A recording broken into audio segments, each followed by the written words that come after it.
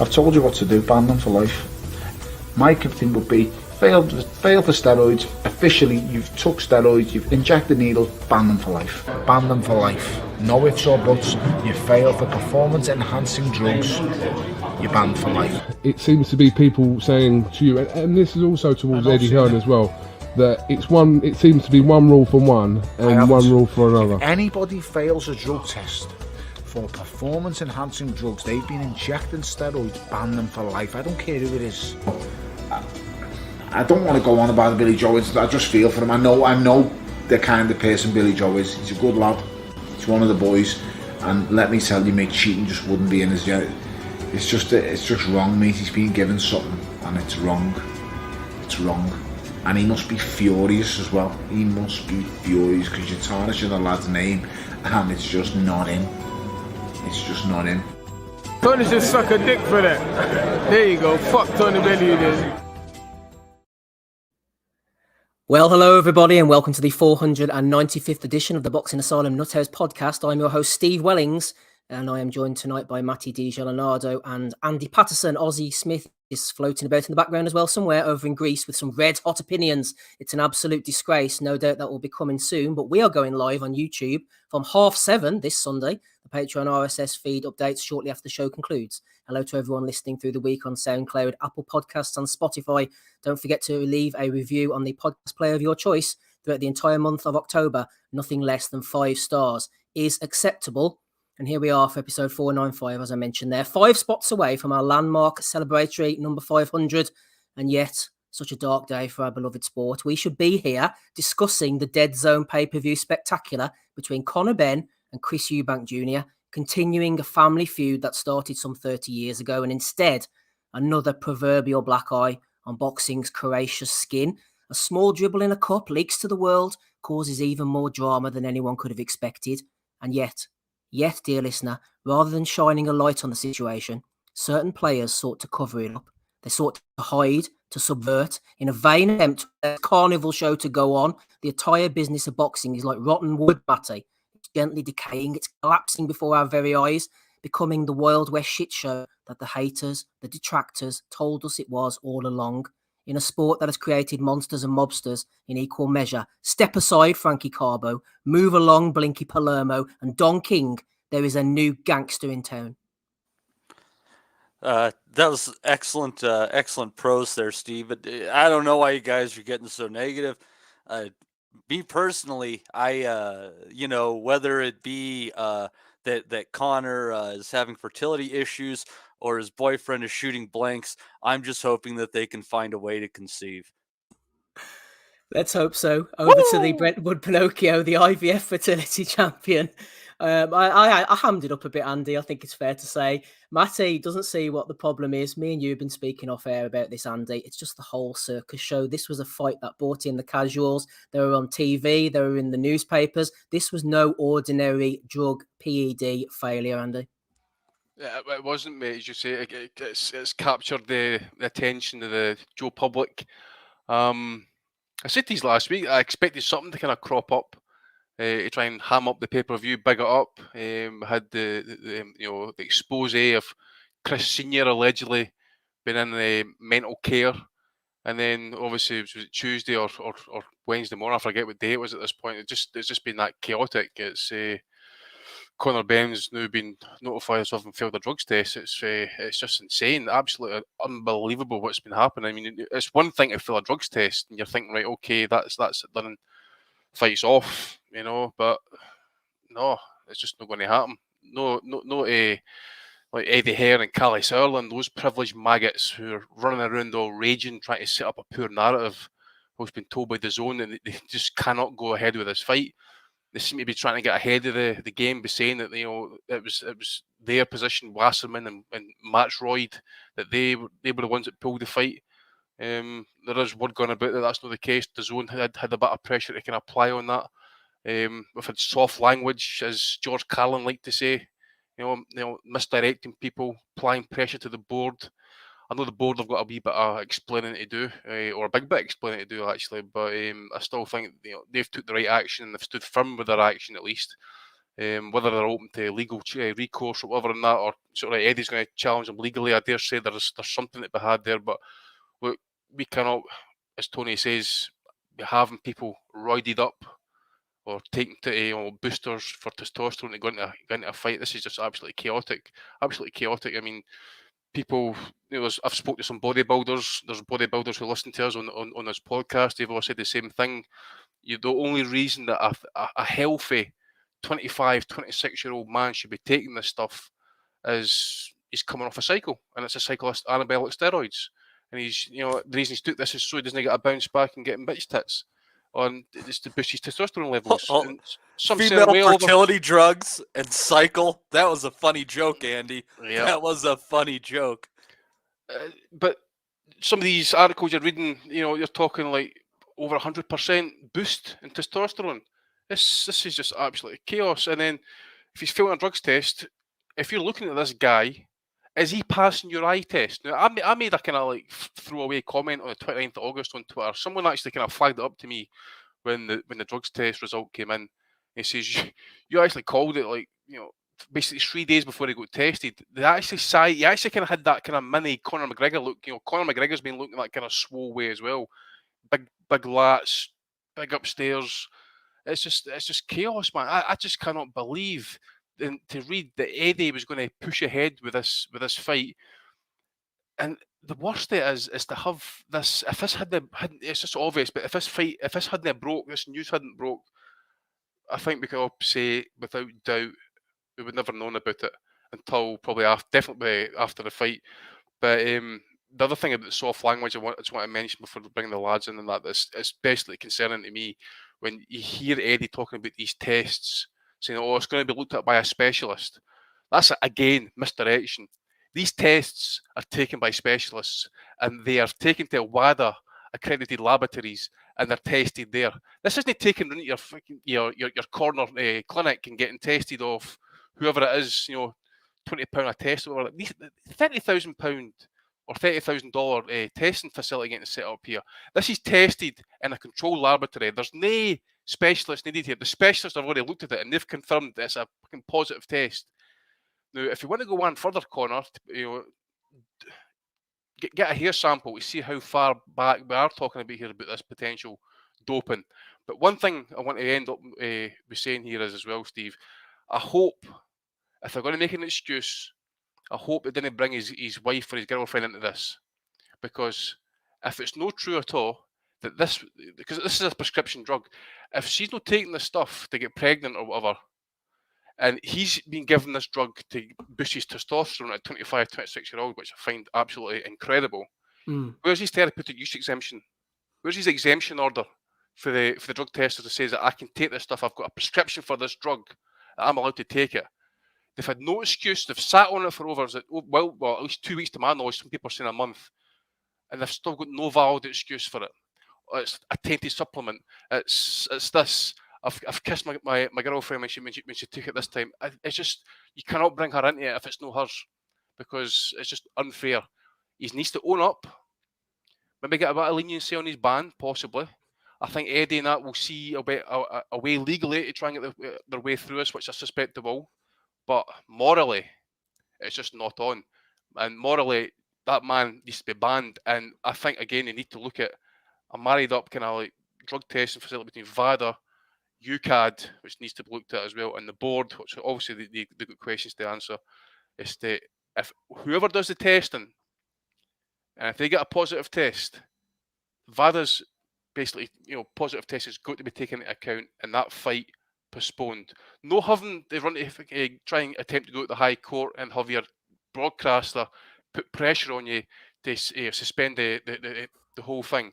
And I feel sorry for the guys on undercard and that as well, and the women on the undercard. They didn't get paid. Conor Benn should be paying them. 100% should be paying those folk. Some of those people have got holidays booked. You've got a cost of living crisis. You've got Christmas coming up in the next few months and that as well. They've no got a payday. New Eddie's going to be scrambling and try and get them dates and that before the end of the year. But I'll leave it at that, and I'll have a wee bit more to say, but I'll let the boys come in as well. Yeah. Yeah, big questions, as Andy says there, whether we'll get the answers or not. I wouldn't hold your breath. Frank Fitzgerald says this press narrative, it's in some kind of question mark limbo till they decide to cash in the B sample. It's pure shite. Bunce and all them career men are tying themselves in circles, trying to sugarcoat it. Cameron B, sugarcoated a little 179, throwing it in there to the super chat. Thank you very much to you, Cameron. And thank you indeed to Slappy Gilmore, regular contributor. He's thrown in 20 notes. He says, you want the best boxing content? You best get over to the Asylum ASAP, or there's no content for you. Evening, Eddie. Shout out to everyone in the chat. We'll go through very shortly and see who's hanging around there. One of the many funny things, Ozzy, I thought over the time was them trying to get the fight on. Could you imagine DAZN going ahead and broadcasting that? What an absolute shit show that would have been. You got Mike Costello breathlessly introducing them during the ring. Everyone dancing on eggshells around the fact that Conor Benn has failed a test. How on earth could they have broadcasted that after these shenanigans? Well, they couldn't, could they? And I think that's ultimately why they probably leaned on it so much, because how much of a shambles would it have looked? I mean, do you remember the flack Sky got when all the Dillian White B sample, A sample thing came out? We watched Oscar Rivas. They got absolutely nailed for it. Now, DAZN, you know, they are new to the market. Their biggest fight would have been, you know, just covered in absolute, you know, a complete mess, tarnished, because they've proceeded to air a big fight for one of them has tested positive for a banned substance. This isn't just, you know, like weed, cocaine, something you can, you know, take, you know, accidentally have by, you know, like protein shake, that sort of stuff. This is banned across every like governing body in terms of testing, everything. You don't just accidentally take this. It's absolute bollocks. It's an utter disgrace what has gone on. And when I'm away at the moment, so when I came on and I saw it was off because he'd failed a drugs test, I couldn't believe it. And then as more information came out about it, it was just a travesty, absolute travesty in what's happened. And the fact that Hearn, he bleeds on so much about VADA, saying they're the best in the business, you know, they need to be used more. He likes to bang the drum about how much money they spend on it. And then in the next breath, he's saying, well, they're not recognised, so he shouldn't be banned for it. Well, ultimately, what is the point of VADA? What is the point? Why did you insist on these fighters doing this drug testing if only you're then going to get the results and you're just going to toss them away like they don't exist? Well, he didn't. I do wonder. It was Ben. Ben withdrew from, lost his WBC ranking because he wasn't enrolled in the clean athlete program. So they had to get VADA to get him his ranking position. So other than that, he probably wouldn't be he wouldn't even be enrolled in it. Yeah, but this is nothing. But this is nothing to do with the WBC. This was a fight up at middleweight, so they're not going to get him like any sort of ranking at 160. This was voluntary anti-doping, nothing to do with the WBC. This is a program which they paid extra for, from where VADA drop in, any minute of any day. So they come in at any time, and they have paid extra money for it. We're not just talking a few hundred quid here. It costs thousands of dollars, thousands, 30 grand. and like that. Yeah, and like Andy said as well, these are experts. They are best in the business. It's not just like me popping round and going, right, Chris, piss in this pot and I'll go and test it in my back garden. They are in highly regulated laboratories. And the way, for me, it just tarnishes the reputation of VADA as such, from where Hearn, one of the biggest promoters in the world, is basically saying, they are not recognised, they have no powers, we should be allowed to proceed with it. I'd love to know if the shoe was on the other foot, what would happen, personally? What would happen? You already absolutely know. You saw what he said about Big Baby Miller, didn't you? Yeah. So you already know what his exactly, yeah. What would Del Boy Chisora say? Well, exactly. I mean, this is the thing as well, the narrative coming out around it, you've got a few people not attached to DAZN who've nailed Conor Benn, absolutely nailed him. Yet the big ones who like to come out and slag all the other drug cheats off, your Chisoras, Bellews, etc., radio silent. No mention of Benn whatsoever. I put it online, it's the undercard I feel sorry for. I'm seeing people saying, oh yeah, he's rescheduled, some of them. Hang on, Shannon Courtney was due to box yesterday. She's now boxing again in December. So yeah, it's great that she's got a new date, but if she was relying on that cash coming in, she's got to wait 3 months now to get paid. Imagine she gets injured in camp. that's another payday on. For me, I believe that he should have reimbursed every fighter on that card, on the undercard, at least 50% of their wages, and then also get them a new date as well if they're contracted to him. They were the home fighters. It's the right thing to do. The whole situation stinks. Oz, completely. And how would undercard be feeling? Well, how would undercard be feeling just now that Eddie's known about this for weeks and kept it quiet, and they were still in the black at 5 o'clock come Friday, but they didn't even know they were going to be fighting. Yeah, loitering around, as well, though. But these camps aren't cheap. These camps cost money, and they knew ultimately. I think this undercard, fair enough, they would have known beforehand. But a lot of them, this was announced after they'd had notification that Benn had failed this test. That is the travesty of all of it. And you know what? I see some people praising the British Boxing Board of Control. They can do one as well, because ultimately they were notified as well. And I wouldn't, if it wasn't for that Daily Mail article, they wouldn't have said a fucking word. And where is Robert Smith now? Again, he likes to slag off all the boxing fans, who've got opinions when they've had a few beers. Well, who are the ones banging the drum for the sport now? It's boxing fans and people involved in it. The general secretary of the fucking board has been nowhere to be seen. They've put a Ponzi statement saying, it's not for the good of boxing. Yeah, I agree. Yeah, they've not done anything after it. UCAD as well. Absolutely radio silence. Nothing again until now, from where they're apparently going into an investigation for Benn and, threatening 4-year bans, which, by the way, the last 2 bans for boxers from memory, Liam Cameron, 4 years, cocaine. Philip Bowes tested positive for a form of steroid, 4 years. There's no reason why Conor Benn, realistically, should not be getting 4 years. And a final point for me, where people are getting confused about the A and the B sample. The A and the B samples are the same, basically, it's the same piss in 2 different cups. It's not you go one, we'll come back on day 2 for another test. It's the same thing poured in 2 different cups. So if for whatever reason, one is knocked over or something like that, or it becomes contaminated, you've got a second option. I've never heard in boxing ever a B sample to come back negative from when the A sample was reported as positive. So for me, they can throw all this legal stuff about. But if that B sample, which, again, question, why the fuck was it not requested to be tested immediately when it came back? Why not? I know why. Because they take it into fight week, it comes out, they've not enough time. And I think they thought they were going to get away with it, which is typical. And for me, arguably the biggest promoter in the UK and one of the biggest in the world, he has now got 2 black marks on his record around drug testing. Don't care he works for people who've doped, not bothered about that. But it's 2 similar situations. Dillian White, he knew going into that fight that he popped. They had everything planned for the post-fight presser. If something was asked, they had statements ready and everything. Nothing was said. Yet again, we've gone into another massive fight, and he was more than happy to sweep a failed drugs test under a massive carpet in the essence of financial gain. You saw Eubank on those pictures. Yeah, he looked absolutely shredded, but he didn't look fantastic. Look shit, man. Now, I think he would have wiped the floor with Benn anyway. Yeah, I think he'd have wiped the floor with Benn anyway. But imagine something would have gone wrong on that. What sort of insurance would he have been covered by, knowing that Benn has failed a drugs test? Doesn't matter, he's not banned. He has fucking failed a test. Failed. And like I said, it's not for like weed, cocaine, or anything like that.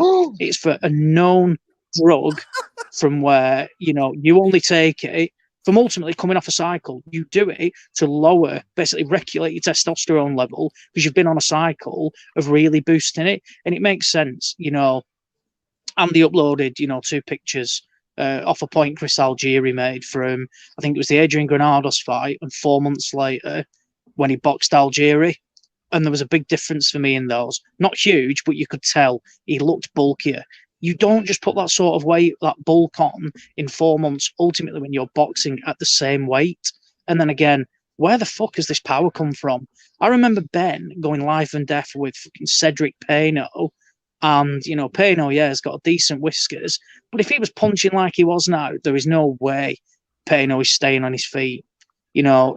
I'm hearing, you've seen a lot of boxers come out now and say there's been whippers for 12, 18, 24 months that Benn has been, the one on the juice. So ultimately, time will tell, but it's not a good look. Hearn, for me, his reputation is in tatters, without a doubt. He likes to talk the talk, but I think in this occasion he can't walk the walk, and everything he said previously is coming back to bite him on his arse. As for Benn, I have zero sympathy whatsoever.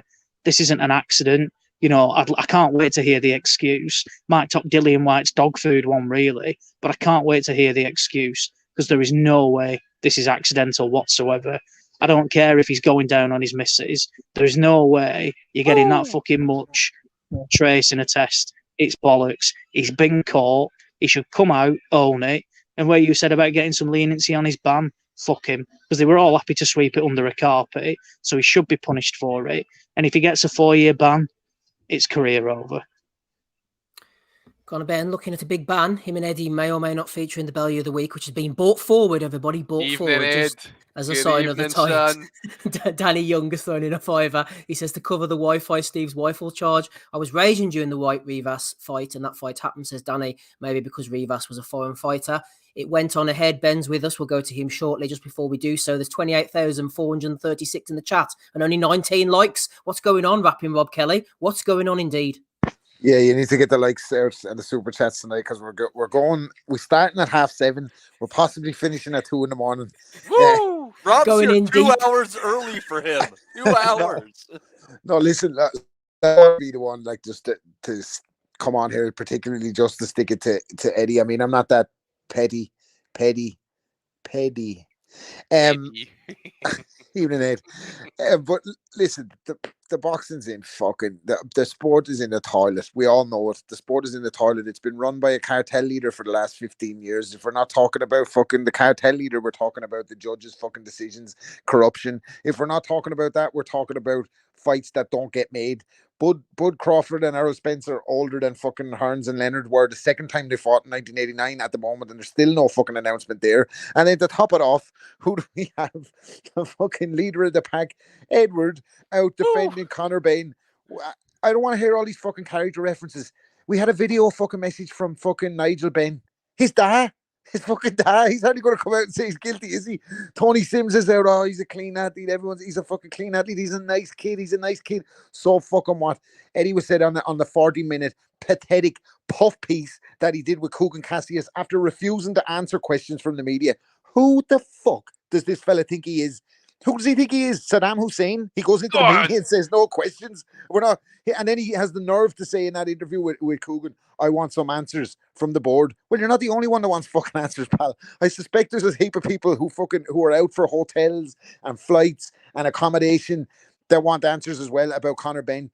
And the thing that sickens me the most about it is Kugan, obviously they're mates or whatever, like they have a relationship and they can't fucking ask each other the hard questions. Well, don't do the fucking interview with Kugan then, because we want to know, the boxing public want to know, and I know there's portions of the boxing media who want to know as well, but they're afraid of losing their fucking access because that's the way he is. You can't ask him a tough question or he holds it against you. But we want to know what clomiphene was doing in Conor Benn's system, because all the even most basic internet research and sleuthery will point you to the fact that, as Ozzy rightly says, it's only used as part of a cocktail when fellas have been doping, right? It's used to turn off the signals to the brain about producing testosterone, so the body will think to produce more and allow the synthetic one to take over. So he's guilty as fuck. And then he made the point, he was like, oh, well, everyone was so quick to throw Dillian White and accuse Dillian White. Everyone was so quick to say that Dillian was guilty. Yeah, you know why? Because he fucking popped before, that's why. And his fucking excuse that he gave to UCAD, who are not worth the fucking, they're not even worth the initials that they have in terms of how they enforce bans and power. The Fury thing was a fucking shenanigan. We all know that Fury fucking got off on a technicality because he was going to sue the shit out of them, and they hadn't got the fucking money to fight the court case that would have folded him, and that's the reason he had no case to answer. Dillian White, allegedly, I don't know, the details were confidentially, but the rumor mill suggests that Dillian White's excuse was contamination based on him trying to feed his dogs fucking steroids. Give me a fucking Diana break. Ball, dude. He's feeding the dog Diana Ball. Yeah. What kind of fucking asshole does that to the dog, by the way? Who's ever on earth ever heard of a dog being fucking given Diana Ball, by the way? Well, fucking some dog. Anyway, the point I'm trying to make is I didn't want this fucking. I was vocal about this, and one of the ones that was outspoken against this fight being sanctioned in the first place.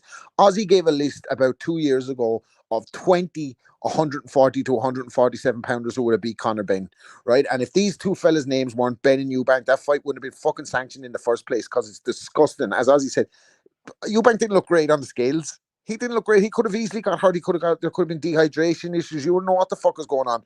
The fight was dangerous to begin with. For Conor Benn. And in terms of the B, I don't give a shit what the B sample says. Look at the eye test, as Andy says. Look at the eye test. Look at his head.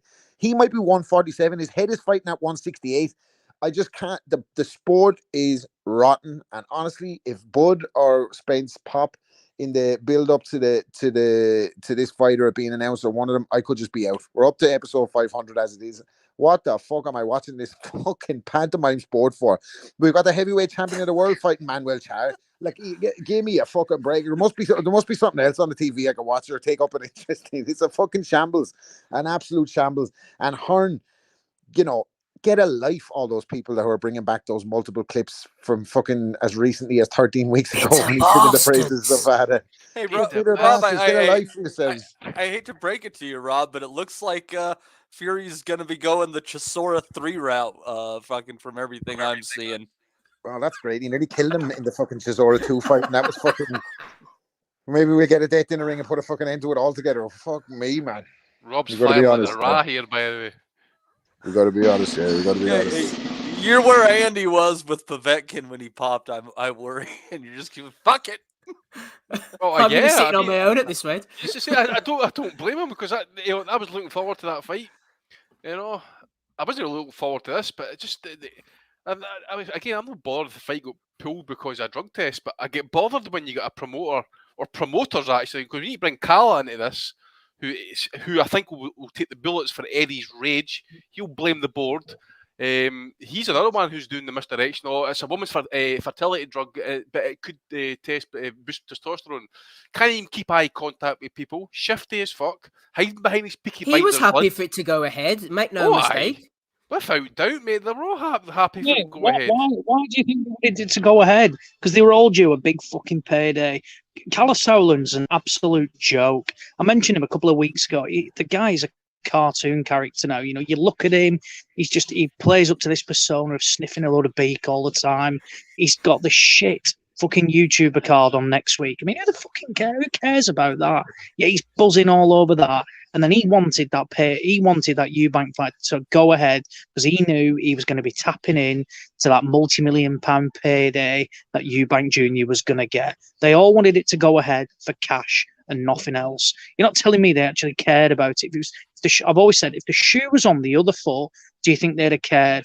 When Jarrell Miller popped for all those fucking peds against Anthony Joshua, there was no like, well, we need his B sample. The excuse they've come out with is that the board do not recognise VADA. Now, that is a flaw, and they should be recognised. And for me, the board ultimately shouldn't sanction stuff if they're going to use stuff that they don't recognise. You're going to use a drugs testing body. We don't recognise them, therefore you can't use them. It'd be something as firm as that. Or you fucking recognise them. Work together. We shouldn't have, all these different, doping firms and stuff like that. It should be a one firm fits all, one list, one everything.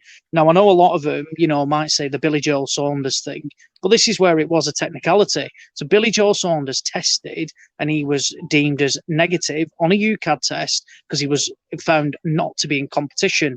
Whereas VADA just have a list of none of this in competition and out of competition. It's one list, and if you pop for anything, it's a positive.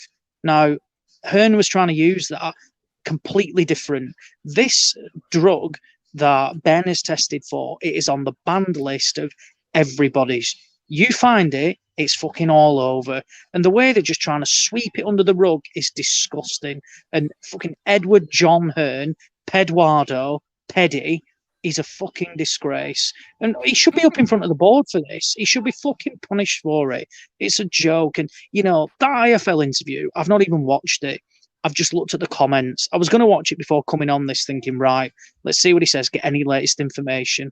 I don't need to, because he's just been annihilated for it. And Kugan Cassius, You know, he's the grade A ring licker of Eddie Hearn. That's all he ever does. You know, it's like a PR team for him, an extended PR team. That's all it is. You know, it's chalk and cheese. I'm not just saying it because Ben's jumped on, but ID Boxing and the work they did at the weekend, you know, and in the build up to this was fantastic. They covered everything. They asked the questions when they could. IFL, they're just an embarrassment, and they're just as bad. They're not as bad as, you know, like Benn for testing, but, you know, they're right up there. You know, people want to know. And I've seen other YouTube outlets saying, oh, it's all about the views for them. Fuck that. You know, no one cares. It's done more harm than good, this. And you look at all the comments underneath it now, it's, you know, it's very negative. And, mate, they're going to do well to recover from this. You know, time is a healer. But, you know, when Haney, you know, he's got how much content coming up now, it's going to be difficult for him. He's going to have to answer these questions, and he's going to get pressed for it ultimately until there is an answer. We'll probably move on to it, but this doctor as well, this fucking Dr. Usman, my fucking God. I mean, my mate, flogged, but he fucking deserves it. He's been on camera saying you're thick if you get caught failing a test in the UK, and basically explains how to do it. Now, I'm not bothered about that because, you know, he's well qualified, so they'll know how to, you know, to skip cycles, etc. However, he's then licensed by the board as a fucking medical officer. So how does that look? They've got their own licensed medical officer saying on camera, you're thick if you fail a test over here. It's basically that easy to do. My God. And then, I mean, it's a sport of its own. It attracts people that no other sports do. You've got Anthony Fowler coming out, slagging everybody off, Dr. Usman, this and that. Yeah. Who's a client of Dr. Usman? Anthony fucking Fowler. So he's not going to come out and say, my doctor's a fucking ped cheat, is he? You know, the whole thing just stinks. Fury, he's with Fury as well. So yeah, mate. Joe Parker. Joe Parker, Nathan Gorman. Yeah, all of them. You know, there's loads. There's absolutely loads. That Paddy Pimblett, the UFC guy, there's loads. Now, I'm not saying they all do testosterone stuff as well, but fucking hell, you're telling me it's not a coincidence? Conor Benn pops for something that lowers your testosterone after a huge cycle of increasing it to help bulking, and coincidentally he works with a doctor who specialises it. It's fucking unfortunate if there's no links, isn't it? And he's only just been involved as well, apparently. Who knows what goes behind the scenes? And let's not, I mean, I'll bring somebody else in, but to finish, don't let Tony Sims get away with this either. Yes. He can put out this stupid statement as well, you know, about I've never been involved in it. Rob said it right. What people in that gym are going to come out and say, yeah, I agree, you know, Conor's a joke? They're not going to do it. Sims isn't going to come out and say it. But again, he said in his own statement, I'm in charge of the strength and conditioning. I know everything. Well then, mate, you're clearly in the same you're in that you deserve all the bullets you get for this because you're in the same bracket as them all. You will not get away with it. You've got Tony Sims, Eddie Hearn, Conor Benn, Dr. Usman. They have all got serious questions to answer. Callum Sauerland as well, who's just as bad. Apparently in the interest of Team Eubank. Fuck off. He's in the interest of his own back pocket. That's all he cares about. Steve, Andy, do you want to mention something quickly before? Sorry, go ahead, Matty. I told you guys I thought that Benn was going to win by knockout. Well, yeah, he wasn't far off, Andy. Before Ben comes in, go ahead, sir. Yeah, I just want to add to what Ozzy said about Tony Sims. He is 100% involved with everything that his fighter does, from management to tape reviews to wages to purses, all that type of stuff, even to the weight. His comments, he's quoted as saying that he wanted Ben to come in at 155 as his speed and his agility would come into play, especially in this type of fight. They were focused on lightning speed and movement, right? He wanted them on the money. These are exact quotes. And he says, so I think 155, I feel, is a good weight for him. So he's obviously got some sort of input as to how Conor's going to be working for this fight. But one question I want to fire up to you guys, and just open up, Steve, if you want. You know, Eddie might be angry with the board. Calla as well be angry with the board. They can come out and say there's inconsistencies in their approach. But did they take it out on the board? Did they try and bankrupt them and destroy the entire boxing scene in this country? It's because you didn't get your own way, you silver spoon maggots, right? But one person you need to be angry at, and it's one person only, and that's Conor Benn, who failed the test, right? And at least UCAD now have come out and says that they've noted they've had the results and are quoted as saying they are concerned. So, and I've also heard as they're going to be sharing information. So at least that's good. At least some sort of investigation hopefully getting started up. Yeah. No, thank you, Andy, for mentioning that. Cameron B throwing in another 179. He says every time Sims says jab, Ben gets his arse out. Ryan Deal throwing in $5 New Zealand as well. He says, now I know Dr. Usman Sajjad. He's one of the boys, and cheating is just not in his veins. Absolutely. Well said indeed, Ryan. Ozzy alluded to the fact earlier. We have Big Ben Faruqi on the call now, a man who's had his nose in all the B samples during the week. What about this Usman Sajjad, Ben? I'm not really sure if you're familiar with his work. He said, I'd say 80-90% are juicing. If you're an elite level boxer, yeah, 80 to 90% are doing it from what I'm seeing. You have to be an idiot to fail a drug test in England. What's the crack with this guy, Ben? And welcome to you this evening. Hi, Steve. Morning, lads. Well, evening, sorry, lads. I'm absolutely shattered at the moment because I've been all over London for God knows how long, and then got back at midnight on Friday night, and then I was straight down to Doncaster for the Steve Wood show last night because Tyson Fury was there. We asked him, actually, Andy Puriwal, shout out Andy Puriwal of ID Boxing, our lead reporter, asked him about Dr. Usman Sajjad, and Tyson was adamant that, he would never do anything wrong, and he was a stand-up guy, and that he will be part of Tyson's team for his upcoming fight on December the 3rd. So as far as Tyson's concerned, there's nothing to worry about with Dr. Usman Sajjad.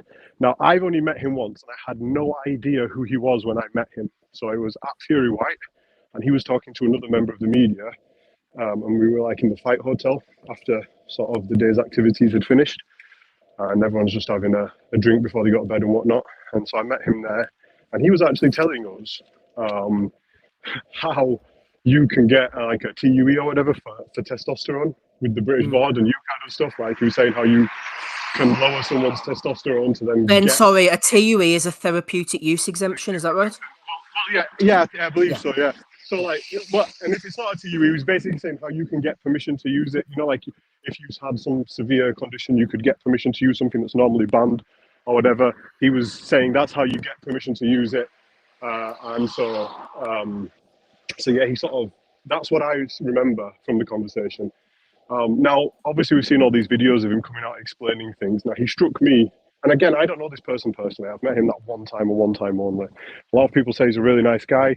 I don't know him from Adam, except for this one conversation we had. He struck me as a guy who likes to be able to say, this is how things work and whatnot, and he obviously has done lots of podcasts, and I remember seeing his Instagram page after I met him, and I think he was using like his knowledge of how the sport works to sort of attract client, and it was his sort of marketing gimmick and his way to sort of become a sort of influencer in his sphere and get people like Paddy Pimblett or Tyson Fury or whatever, onto his client list, So perhaps like when he's explaining those things, I wouldn't necessarily equate it with guilt, but I mean, if Conor Benn is his client and they've been working together and he's popped for something that this man does as a therapy treatment and has an expertise in, it's, as my colleague Castillo says, it's not looking good, Brev.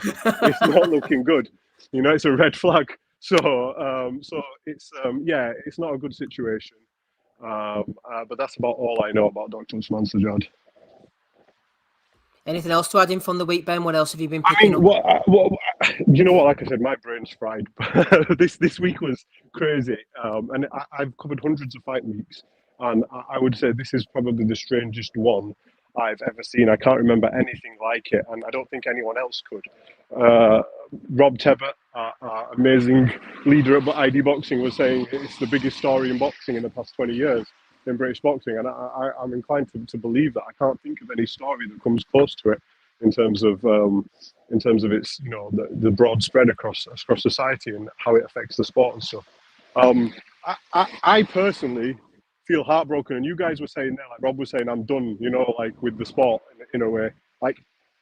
And I've said this to you guys for years. I've said it to Smido loads of times when he said he fell out of love with boxing. I said, wait, if you work inside boxing, you get annoyed with it from the things you see in your hardcore fans. Work inside it, and it will be even worse. It'll be 1,000 times worse, and it is heartbreaking. And when you see something like this, I was with Josh Warrington yesterday, and I know Josh better than any other journalist, because obviously he's only around the corner from me. I spend a lot of time in their camp, and Josh is heartbroken, absolutely devastated by this. Me and him chatted for about 2.5 hours yesterday. And he said to me this morning, it was like a little therapy session because he's that down about it. Because obviously when he fought Barry and just even before then, he's always been very anti, drug cheats and stuff, and about hard work and dedication. And he felt like a personal affinity to Conor because when they met and when Conor fought Granados on the undercard in Leeds. He feels let down, do you think? Massively let down. You can see his interview on ID Boxing, and he's heartbroken by it. And he's been speaking to loads of specialists just about how the clomiphene works and what's been going on, because he's just like devastated by how is this happening? How you want to believe someone's got done this via hard work and dedication, like he has, or like a lot of the athletes have. And then when you see things like this happening, it's so demoralizing to them, and it's demoralizing to people like me as well. It's devastating, and it affects the sport up and down. And forget affecting the sport up and down. He could have stepped into that ring and hurt or killed someone, and he's cheating. That to me, that's insane. It's criminal.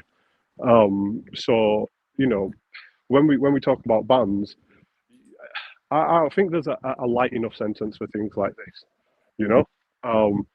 That's why it frustrated me so much when people started to sort of give Barry Galahad shine after he had a close fight with Josh. I remember when I came into the sport, you said his name, people would spit because of what he did. And I find it hard. I found it hard for ages to put Canelo back in my sort of pound for pound list after what happened.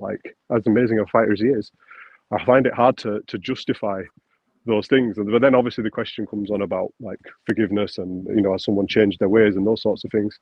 And I don't think it's a very grey area. But I think they need to throw the book at him. And I don't think the only person who really, throughout the whole fight, we obviously did that massive live at the fight hotel when the press conference that never happened took place. We did that 3-hour-long live stream, and we grabbed pretty much everyone we could grab, the who's who of the media and the undercard and all those sorts of things. Spoke to everyone. The only person who really said the fight should go ahead was Dean White. Everybody else was very adamant that the Did you hear him? There's only one person that can get this fight on. He's got a fast tongue, he's got a fast car, and he moves fast. Eddie, I'm like, oh, here we go, man. Give me the bucket. Eddie's. I mean, I was thinking if Chris Eubank Jr. was Eddie's fighter, there's no way he would have taken the stance he's taken. It would have been just like how he was with Jarrell Miller. So it's like I said, all around it really is heartbreaking, and it's demoralizing to everybody in the sport. And nobody wants to see things like this happening. And with the B sample, my understanding is they pee into the same thing, or it gets broken in half, and then so they're both the same thing. Yeah. If there's a chance of cross-contamination, but like Ozzy said, there very rarely is, or I don't know of a case where there has been cross-contamination proved in boxing. But why has it taken so long? That test they got the result. It was taken on the 1st of September, and they got the result on the 23rd of September. They've known for 2 weeks before they announced it to us. And it only came out because Riyadh put it out in the Daily Mail. And if Riyadh hadn't put it out in the Daily Mail, would they have told us? I would be on my way back from London right now if Riyadh hadn't put that story out, because I would have watched the fight last night, because we would have not have found out about it. Well, no, well, look at what they did when we found out. So that tells you all you need to know. Exactly. And so yeah, with the B sample, my understanding is the way Eddie sort of, when we got a few questions with him at the workout, Eddie sort of implied that there needs to be a specialist there from Conor's team to witness the B sample being tested, etc.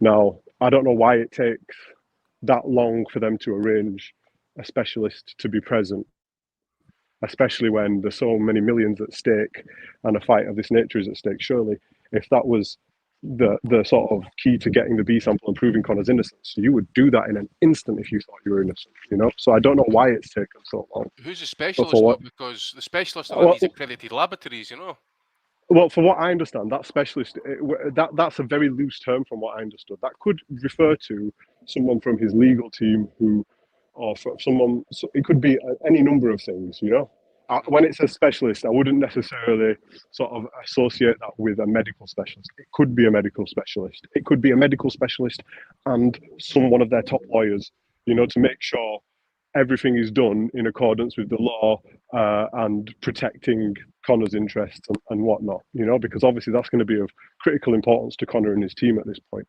Now, that's my understanding of it. But like I said, there's a lot of sort of murky areas surrounding things like this, and the fact that everybody involved knew it was a VADA test. So everyone knew. Eddie knew, the board knew, they all knew. Wasserman knew, Callan knew, Chris Eubank knew, and we went down the week before the fight to the matchroom gym. And I remember talking to one of the other media members, and he said, Conor looks a bit dry today. And he wasn't talking about his weight. He was acting a bit dry, he said. He wasn't talking about his weight. He was talking about his mood. And he did look really deflated. You can go back and watch the interviews we did in the matchroom gym. All the major platforms were there, And he did look quite downbeat that day. And reflecting on it now, he knew what was going on. He knew that he'd failed this test, and he was down about it. And yeah, it's You have to think how he would have then fared in that ring if that fight had went ahead. And as you said, mate, it looked like even when he spoke to like Chris Lloyd, it looked like it was weighing on him like some sort of 10-ton medallion. And you wonder as well, would he have been in any sort of mental shape after knowing he's got this hanging over him to actually go into a fight? Well, yeah, exactly. Like you can act all you want, but internally, you've got to be, a machine to be able to cope with those sorts of mental pressures, regardless of who or who doesn't know. Even just you and your team knowing that sort of information alone is almost an unbearable weight to carry mentally. The after the media workout, we were at the fight hotel, and Conor came out, and he was walking down the lobby, and Rob said to him, "You right, Conor?" Or just said something to that effect. And Conor started talking to myself and the ID team, and I can't remember who else was there, maybe one or two other members of media. Ricky Hatton was there as well. And he said, I hope you all believe me. I hope you all know I would never do anything like that. And it was a really bizarre moment, What did you lot say? I mean, nobody sort of, it wasn't the moment to start saying you're a drug cheat or start saying, questioning him on it from a media perspective. It wasn't that moment. He was saying to us, I'm going to train, I'm carrying on as if the fight's going ahead. And he was with one of his coaches. But it wasn't the moment to start questioning him from that perspective, really, Just for years. Yeah, nobody sort of argued with him, really, at all. I think Castillo said to him, "We're all human, mate," and so that was about. And I thought that I don't. No, he wasn't very human on that night, was he? All the shit that he got fucking pumped into him. Yeah, so it was, but yeah, it was quite bizarre, and I wasn't. When you try and read someone, like, are they telling you the truth or not? I wasn't sure how to read him then. Like it didn't that sort of tone and take didn't look good, but yeah, it was a very, very strange week all in all. Good stuff, Ben. Stick with us for as long as you can. I know you're probably knackered, man, but I appreciate you coming on. Stick around if you want, okay? Yeah, no problem. Cheers, dude. Steve, I have a weird take on this whole thing. I take it a different direction. I think you kind of just have to look at the ability of science and the human body as an aspect of sport now. And I think the longer that we try to fight this thing hard, the more it's going to be very, very stacked, because you're talking to be able to get to the top level of masking this stuff. It's an expensive endeavor. I kind of think that we have to open up the idea of what is actually just enhancing performance and is reasonable, and make it so that it comes out in the open and we can put up reasonable guardrails. Because as long as that's not happening, fuck off, Matty, will you? Give me a fucking break, man. You want to allow cheating? That's what the WBC are doing by fucking provisioning for acceptable amounts of fucking testosterone if you're born in Mexico because of their fucking meat. It's a fucking joke, man. What are you on about? You shut up and go pick up your wife. Well, see, that sounded ruder than it was intended, Matty. The sweet science is more science than sweet these days. Or the last 10 years at least, it's become an absolute exactly. It's chaos, man. Ricky Gravel come off with a good one. He said that Sky Sports were completely ignoring the fight until he failed the test, and then they started reporting all over it. Absolute shit houses, man. But honestly, I think it's something that we need to address. It's just to what extent is maximizing human performance just an element of sport, and it's just part of human advancement in general. I mean, and once you get it more out into the open, you can put those reasonable guardrails up that protects health. But I think we have to come to some conclusion that this is going to be happening. There's no good way to stop it, and Yeah, but it's mate, entirely right, unbalanced if it's in the background. right, no way though. Imagine you fucking have a juicer and then he chins somebody and ends up with a body on his record. It's all right letting fucking somebody who runs the 100 meters do a load of doping, and if they run the 100 meters in like 8.5 seconds, who's that going to hurt? His fucking feet, because if you're running that quick, that's it. Whereas if you've got combat sports, MMA, boxing, kickboxing, and you've got two fucking roidheads going in, heart attacks, fucking can't control anger, all sorts. Hey, there'd be fucking blood on people's hands. It's an absolute. Ozzy, Yeah. I've got bad news for you, man. Like this has already happened. The masking abilities of these people is incredible, Yeah, and that's what it comes down to. I got that. All Yeah. these things that you've said, they've already happened, and nobody has known they've happened because the stuff is so well masked. And No, I and for get all that. we know, I it's one understand that. juiced guy killing or severely injuring another Yeah. juiced guy. But if you No, bring it into the open, at least it becomes more level, and at least more people can enter the marketplace and bring the cost down, since it's not going to be done behind closed doors, which makes it a very expensive endeavor, limiting it to the most connected and highest purse fighters. I think someone should drug test him. Get him drug tested, Maddie. I was going to say, mate. Get him yeah, out of here, Daryl. This is I was gonna say, economics. yeah. This is economics. God Well, damn it! let him have his say. To be fair, he has an opinion. Go on, Ozzy. Surely, Yeah, Matty, no. you'd end up with a situation where people are then just like promoting other drugs that will just enhance your performance even more. You won't end up with humans fighting; you end up with cyborgs fighting by the end of it, because No, it's I was like, gonna say, what yeah. what are you what if you're going to let people take it, then the market that will open up is the drugs market, and how can you enhance your performance in X, Y, or Z way? And like Ozzy said, people will die. You're a guy who appreciates expertise. I'm sure, and what I would say is the best thing that you could do in this respect, like I said, it's all about you bring it into the open and you create the guardrails, and you have to bring it into the open to really have a conversation about what those guardrails should be, and that's what matters at the end of the day, because it's not working in its current fashion. It's still Are you happening. talking about like, say, cannabis legalization? Like in America before, it was very unregulated, lots of cartels, etc. Now it's more legalized, that sort of thing. Well, I think cannabis being something that could stop a fight is like one of the dumbest things ever. I think we can agree on that. I meant about the way that the market and the marketplace works. Like before, like in this country, it's illegal.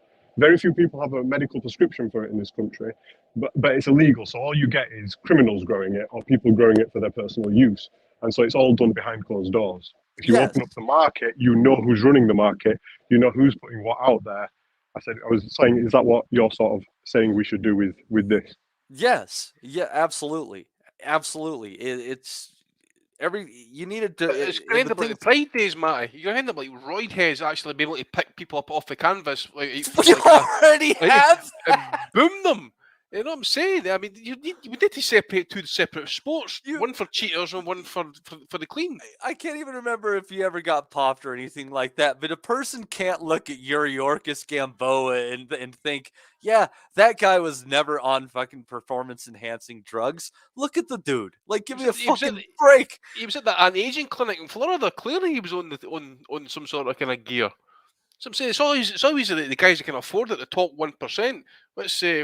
What's fear to be put Conor Benn in terms of like the British earnings? Top 1%. But the people he's connected with, you got to remember, connections are all the name of the game too. Yeah, but boxing is a small fraternity though, mate. People talk. We've had Chris Algieri, we've had Chris Van Heerden, we've had Liam Smith all come out, all saying that they've all heard whispers. The people can, people say like, okay, but they're getting smart after the fact and they're talking about, why did they not say this at the time? Because they didn't have fucking proof at the time. Now we've got proof that he's taken something And they're all saying the same thing. I've heard the stories. Yeah, I'm sure that he was on stuff, and it's like that goes to show you how good this testing has been. Up until now they end up getting it.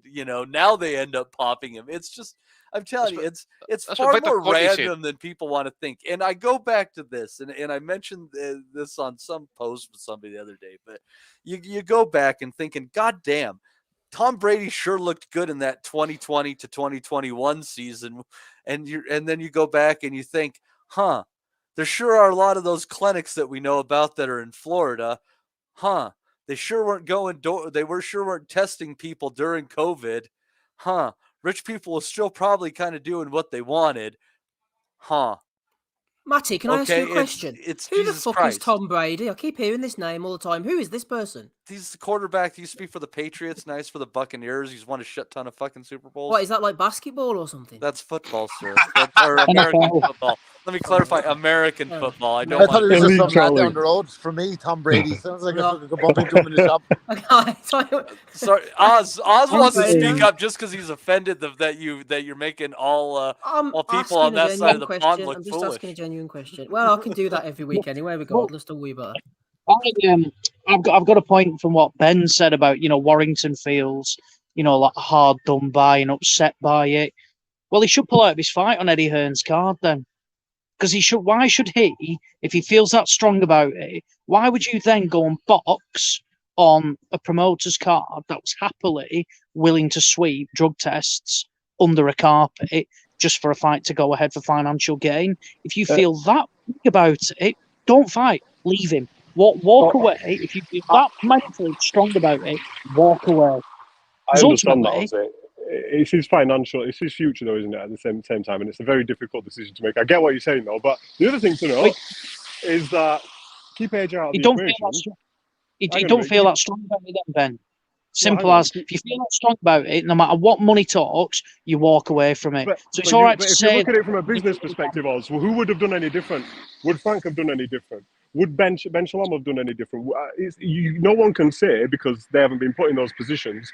But in boxing, across the board, these sorts of things will happen. We had two promoters involved in it there, and neither of them did anything. And time and time again, these things happen in our sport. That's why we're complaining so much. Joe Gallagher said to me years ago once in the gym, it's not going to be until someone dies. And even then I said to him, would it change things? How much would it change things? Someone might have already died, like Matty said, and we don't even know because we didn't know they were juicing. I was going to say just one other thing. We talked about Eddie's stable and Conor being gone now. If you take away AJ, keep him out of the equation because he doesn't really count. Josh Warrington's arguably his biggest fighter. Yeah, in terms of numbers, tickets, etc. And he's a world champion. Yeah, Campbell Hatton needs to get on the juice, man. Come out like Kovalev. I've heard rumors of Areola as AJ's next opponent too. Yeah, it wouldn't surprise me. It wouldn't surprise me. Steve, I was going to ask. Better than Manny Carr. Sorry, I was going to say, there is no cocktail of drugs that would make Campbell Hatton remotely good whatsoever. You can juice him up only once, he'll still be shy. I want science to find out. I want them to at least be able to try, Oz. I want to see how good they really are. Hair sample. That'll do next, mate. We'll get the hair sample tested. Hold on, boys. Matty, you've got it as well, mate. Matty can line up his own promotional organisation here. Get Larry Olabamo out of retirement. He'll happily pop all the heads again. He can be the marquee fighter. What other big ped? Jarrell Miller, Olabamo Miller is your first headline, mate.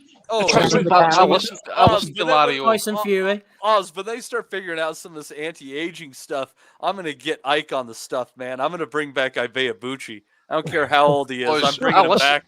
I listened to Larry mate, and he was pretty adamant that the Dr. Ooze is not any way, shape or form involved with any of this, by the way. He says the reason why he took down his website and his social medias, all that type of stuff, was because he couldn't handle basically either the abuse or the actual traffic that was coming into his, website, social media sphere. I don't know, but that's Larry O speaking there. That was coming to his practice from all the other boxers knocking on his door. Yeah, basically, mate. Go on, Ben. Sorry. I was just going to ask, really, had you spoken about the talk of an alleged second failed test with the WBC CBP program? That would be after the Algeria fight, eh? Was that after the Algeria fight? Around about January time. I don't think it was. I know Connor dropped out of the CBP program then, but he re-enrolled in it. Now there's a lot of rumours and speculation. The WBC haven't said anything bad. Haven't said anything yet. Yeah. But there's a lot of talk from serious people in the sport that there was a second failed test, which was from the CBP program. Yeah. The guy mentioned it on Friday. Yeah, Gareth mentioned it he mentioned it on our live stream. Yeah, I think Jan Raphael might have mentioned it as well. Yeah, quite a few people have mentioned it. Right, I think I have that clip. Hold fire, everybody. Let me play that now. That'll be a good opportunity. So I think it's this one, Ben. Let me play it. I understand the test was on September the 1st. September the 9th is being reported as well. There's also talk, allegedly, of another failed test with WBC Cares earlier on. Clean boxing program of the WBC boxing program. So all of this needs a proper inquiry. Yeah. There we go. Yeah, that's the one. I see the guard was on Talk Sport the other night there. I think Spencer Fearon was on. He was kind of not so much defending Ben, but he was kind of saying, "Well, we need to hear from him at least because he says he could accidentally taken this pill." But I'm thinking, well, that means you've got to bring his wife into it, and if his wife, if these are not his wife's pills, and you end up bringing her into it, that is just going to that's perjury. You cannot do that. You just cannot bring her into it if they're not her pills. Andy, was this the same thing that Kevin Lorena? Do you remember about a year or two so, ago? Mate. He was allegedly pregnant. We don't know if he was or not in hindsight, but he had some kind of incident like this, didn't he? I think he did, mate. It was another one of those estrogen blockers, I believe, something along these lines. Again, the guy's a cruiserweight, I think, possibly even a bridgerweight, but he's quite a stocked guy, shall we say? Yeah, big guy. Yeah, absolutely. In this country, spouses don't have to testify against each other. I think it could be the same here, mate. But as I mentioned, don't you? Well, Ben hopes at least. Christ's sake, man. Right, I mean, the thing is, mate, say this fight does not happen. Say it doesn't get rescheduled. I mean, I heard talk about potentially getting set up for the Middle East. I mean, that would really take it to go to the Middle East. Yeah, exactly. This is where careers go to kind of die. But what happens if this fight never ever happens? Say Ben gets the 4-year ban. Does Eubank then think, well, I've lost a £3 million payday. I'm going to sue him for lost earnings. He's going to get rid of on a ferry in the Red Sea. He's going to get rid of the Rolls Royce. He can swim up to Somalia, and we can all be happy. Right. Anyway, I've had a few questions in from the boys. So I'll tell you what I'm going to do. I'm going to quickly shout out to the chat, and then we'll go through them one by one. So shout out to Sarah Beck. She, he, they, them is in the chat. Avoiding the Browns here as well. Ricky Graveal. Shout out to Joe Burns, actually, through in a super chat. That is remiss of me to mention that, Joseph. I've heard Eddie Hearn has bought in Saul Goodman, says Joe Burns. So shout out to him for throwing in that super chat. Yimmy Yap is there. Michael Thompson, Jack Dio, Lancashire Magpie. Matthew Butters is here with us as well. Wonder Webb, CM Fox, Danny Young, Dave Tricks, Sad Ken, Stephen Hill, Number One, Mike Hunt. Who else we got here? Johnny Horscott Nelson. I love that name so much. G Poker, Magoo, couple more, Mark Stanton, and also who else have we got? SW and Nathan Newman and CHR as well. Right, questions here, Andy. First one from Dominic. He says, question for Sunday evening, if there's any room for it, lol. How would Warren have dealt with the same scenario? Well, Ryan Deal has thrown this in, Andy. What do you think about Warren? It's hard to say, really, because you just don't know how people would react. Because obviously, no if a drug test is exactly the same, I suppose. Again, it would depend what he's failed for. I'll use that example. Alan Baxter is a Scottish downhill skier, won Olympic silver, I think, back so many years ago. You know those Vicks nasal sprays that you get? Well, there's an American version and there's a British version. The Olympic Games took place somewhere in Salt Lake City. I think it was the Winter Olympics. And they needed a decongestion, which again is on a lot of ban lists and that as well. Anyway, the ingredient in this thing meant it was a banned substance in the ingredient in the American version that wasn't flagged in the British version. So something like that, for example, you can maybe argue, right? Okay, we can maybe argue the case here, but I would think with him talking, and considering that he's had fighters die on his shows, like I mentioned the Drew Docherty fight I mentioned the other week there, I think Frank would have pulled it, because the last thing that you need really is, as we mentioned, you just do not want to run the risk of someone dying on your show. And if we've learned anything, Andy, from Eddie's comments, which we'll get to in Value of the Week, if I was another promoter on the UK shores or further afield, I would shut the fuck up, because it's coming. It's coming for all of you. It's going to happen on all of your shows in the future. I believe this is the way boxing's going, non-stop. It's coming to you all, so I would keep quiet if I was Warren, Rom, and all of the other boys. Can you think of an instance where a Warren fighter popped? I mean, I guess that's probably. Well, again, we don't know, mate, because maybe you just don't know, if things have been hushed up. Yeah, but can you think of a time when a Warren fighter has popped positive for drugs? What did he do? I'm trying to think. Well, Fury wasn't with him with the wild boar gate and all that, was he? Or was he? No. I don't think he was, mate. Wild boar gate. From memory, I can't think of a Warren fighter that I've popped. No, from any. You genuinely hope any promoter would pull the card, don't you? You know, you want to believe. Yeah. Like I said before, Oh yes, Saunders in Boston, absolutely. Oh yeah, Billy Joe. Yeah, Billy Joe. Yeah. Well, Billy Joe was gone from Warren at that stage, wasn't he? Billy Joe he was. Yeah, he was with. Guess who he was with actually? Eduardo. Peddy. So yeah, that's a third scalp on Eddie's record for Peds actually. But yeah, that's true.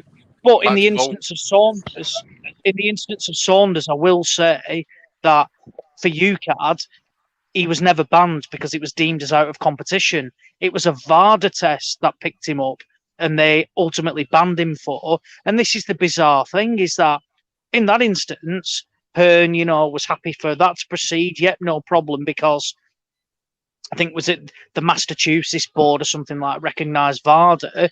Yet now the BBBFC don't recognise VADA. He's like, well, what's the point? We're not using it then. And this is my ultimate point. Why fucking pay for it then? You can't then just go, well, Conor Benn wanted it. Well, Conor Benn might want it because ultimately he knows he can get popped for it and can't get punished for it. So it makes zero sense. Well, Saunders had Saunders left him by that point. Was he not going across to the zone for the pay? Was he not still with Frank then, Saunders? I think he might have been. When he fought Andrade. Oh, sorry, yeah, you're right. Yeah, I think they'd come to a deal, hadn't they? Yeah. Him to go. Yeah, correct. Yeah. So it was a DAZN card that, but I think in terms of he'd been sent across, I think. Yeah. I think you meant in that instance. But there was, that wasn't, black and white, that one. Ultimately on the UCAD website shows us what Saunders popped for is not in competition, and they deem Saunders as not in competition. Now it's a flaw. They deem in competition from the day you've weighed in, which is a bit of a fad, really. But ultimately, by that, he technically did nothing wrong. But this is where you need just a blanket. If it fails on VADA, for me, it should fail on everything else, rather than chop and change and we'll recognise this and then we won't recognise that. It should just be, if it's cocaine, regardless of what it is, you fail. If it's whatever, clenbuterol, you fail. None of this in competition, out competition. It should be a one list fits all, removes all confusion. Simple as that. Can I just jump in there because I wanted to make a point. Sorry, Steve, and I wanted to make a point to that before I forget it. The thing that really would get you about this situation more than anything is that we know a couple of fighters here on the pod. We know a couple of lads who are probably not like megastars. Benn would meet loads of fighters, and Ozzy knows loads and that, but none of them have been given spoon-fed the opportunities that Conor Benn has been given. Conor Benn has been given more opportunities than he deserves based on his talent, because of his fucking second name, because he doesn't want to have fucking just sit in heated seats and be in his Range Rover. He wants to go to the gym and he wants to be a fighter. But when you look at the likes of the guys that we know that fucking have to pay for their own camps, their nutritionists, they would never even get a sniff of being a fucking on a pay-per-view, let alone being a support on a pay-per-view, let alone headline one. And this fucking Egypt, in a fight that's not supposed to happen, has fucking just shown blatant disregard for this fucking sport, the fans, everybody, and fucking popped for steroids in this. But it makes me even more cynical about like all the other big fights. I was saying it in the WhatsApp last night. Look at the big fights of the last 10 years, say, right? Floyd and Manny. You have Floyd fucking popping with a therapeutic use exemption because he needed a fucking intravenous fucking rehydration to fight a fella he's naturally fucking 14 pounds bigger than. We had Alex Ariza on the 24/7 and a rolling out fucking Floyd chopping trees like Rocky in Siberia. You had fucking acne marks on the back of fucking Marquez when he knocked out Manny. You had needle marks on fucking Canelo's ribs in the first fucking lockout fight, and he pops. He gets away with it. You know, you have Eddie and fucking Dillian White talking to each other on the hot mic. I wonder, is that footage ever? I'm sure. Get a life, anyone who's going to make that one resurface. But you can remember Eddie and Dillian White after that Oscar Rivas thing where Eddie's saying to him at the press conference, "We fucking got away with one there." Now, we don't know what the context of that conversation was. 1 in a million. Yeah, 1 in a million fucking chance. So the sport's rotten from the top, and it just reminds me of the fucking Lance Armstrong quote where he said, "Yeah, they had doctors, but we had better ones." So what's to say like that the guys, you know, not Dr. Usman, I'm not fucking alleging that Dr. Usman is a dope and a sister, but they're out there, you know what I mean? They are out there to help people in other sports. They don't give a fuck who dies in the ring when the price is right. So I've suspicions about all the fucking top guys. Errol Spence, Lomachenko, and Anthony Joshua were the only 3 WBC champions who weren't voluntarily enrolled in the clean athlete program before it became mandatory, right? So before it became mandatory, Lomachenko, Errol Spence, and Anthony Joshua, 3 elite fighters, 3 probably the best in the world at the time, were saying, "Nah, fuck father, we're not testing. We don't have to, we're not testing."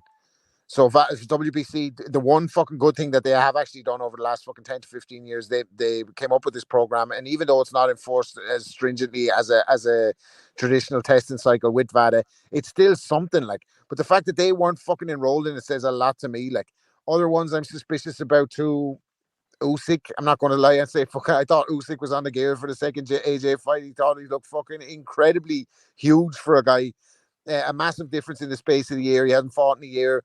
Who knows what these guys are doing out of competition that helps them benefit within competition, because that stuff just doesn't leave your system overnight. Like it gives you, so the talk about it is that it gives you a strength that stays with you for a long period of time. So these fellas could be doped up to the fucking eyeballs out of competition just to gain that advantage in competition.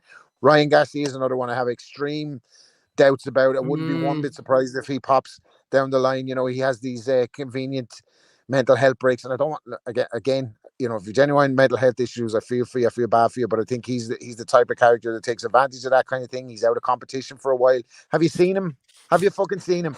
In about 6 months ago, he was like a fucking a fella you'd punch and take his lunch money off, and now he's going around fucking jacked to death. It's just it's rife at the top, rife. Think he's suffering from roid rage? Absolutely. As Victor Conte said, it's no drug testing anymore, it's IQ testing. And as that doctor who says, you need to be an absolute idiot to get caught these days. If you mess up the timing. But I mentioned last week actually about John Jones, as Rob says, you know, you could get incremental benefits off this drug that you've been taking for years to come, because it could just be sitting in your system, and then what happens is something comes along in your body's metabolism, and it kickstarts it into your bloodstream again, and you pop positive again for it, and that's when you go to come. That's what John Jones got off his last drug test, stating that the drug that he'd last been positive for had been was stored somewhere in his body, had been released somehow, and he popped positive for it, and he got away with it because, you know, they say that this drug actually, you know, had that type of life, or, you know, a type of kind of route at least. I hope they don't turn up and randomly IQ test us, Andy. No, I know, mate, but I says they need to get some good IQ people in here to try and figure out how they're going to get an answer for this, because there is nothing that they can come up with. Because I says they've had over 2 weeks to give us an answer. Even the excuse, or example, just like hold your hands up and say, listen, I've took something here, but I have no idea, but I've got to go away and check it out. I've got to go and make this right. People might have believed that, you know. So I must have took something here, and I've mixed it with something. That's on me. I've got to go away and check this out. I tell you who could stop the dopers. Promoters. All the promoters just have to say, if you ever get caught open, you'll never fight for me again. And that should be the gold standard. Eddie says that. Eddie's already said that. We'll see. Right, let's fly on with these questions. One for you, Matty, from John Swan. He's over on patreon.com/Boxing Asylum. Shout out to John, listens every week. He said, Eddie has taken a bigger L than Ben here.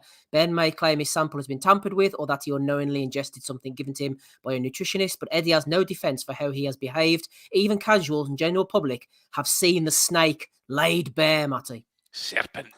Full-tongue motherfucker. Have you seen the snake laid bare this week, Matty? He seems like he was trying to just nurse it to the finish line to get the event off of off, you know, and it didn't work out that way for him.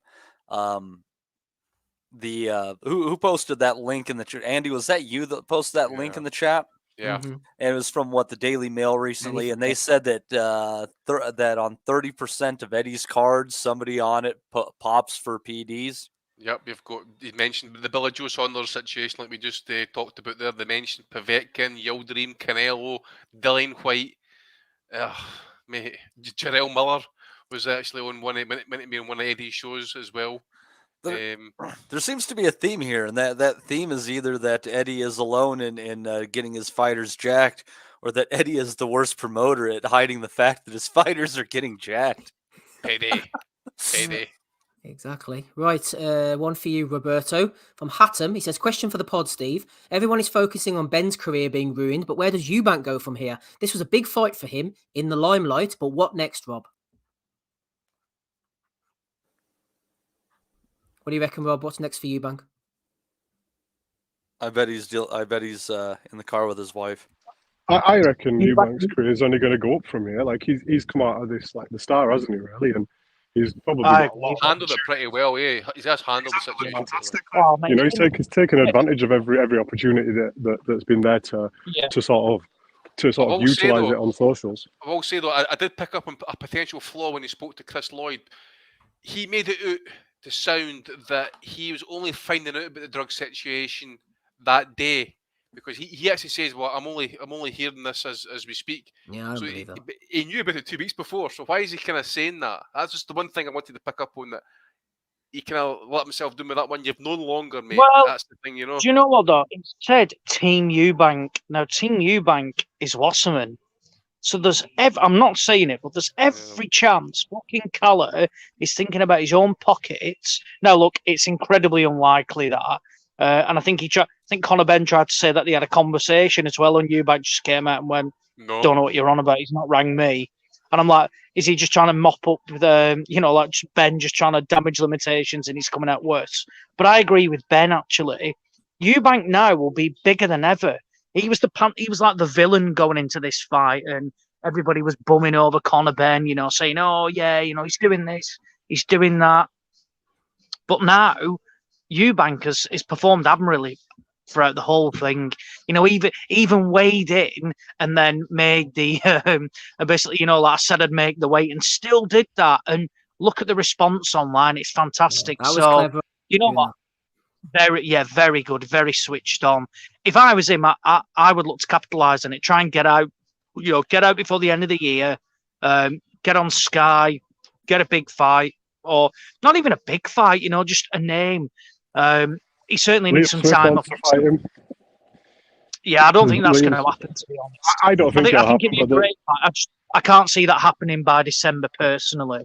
If I was Frank Warren, mate, I'd be offering Zach Parker up for the WBO, where Andrade's going to get stripped. Purely from a PR perspective for Frank, imagine that. Right, come and fight Zach Parker. No rehydration clause. It's at your natural weight. Interim title on the line or a full version of the world title on the line. Capitalise on that. But for Eubank, he'll be able to pick and choose. Which, to be fair, he picks and chooses anyway. But career-wise, he'll be fine. He's a bigger name now. He was already a big name coming into it, but he's a massive name now. I'd argue that Eubank is probably, of not fighting but performing that well, top 3 names in the UK. Oh yeah, absolutely. What about Liam Smith? He was talking. Liam Smith said he'd fight him, so that's no bad fight. But mate, anyone can say anyone. I saw somebody maggot from Mick Hennessy's stable. What's his name? Aaron McKenna, something like that. Oh, I'll fight. Fuck off. Who the fuck are you, really? You know, you're coming through, you know, like Chris Eubank Jr. is one of the biggest names, you know, in like UK boxing and probably world boxing. You're not like, you know, he's a talented lad, by the way, but piss off. You know, like that's what I mean. You're like Liam Smith. I think it'd be a great fight, by the way, but I just can't see that happening in December. I'd like Eubank to go away and fucking go and eat a load of shit. Go and eat, you know, chips, kebabs, meat, anything. Go and put the weight on properly. You know, like because he looked terrible. You know that he uploaded a picture this morning. He was in like a pair of shorts. He looked like he'd done a workout. Fucking hell, he looked drawn on that. He looked awful, mate. I'm glad he didn't fight because you just don't know. I think as well, Ozzy, that McKenna's only attaching his name to Eubank the way Eubank did to Golovkin. He's just trying to get himself out there in the sphere. It's not realistic, is it?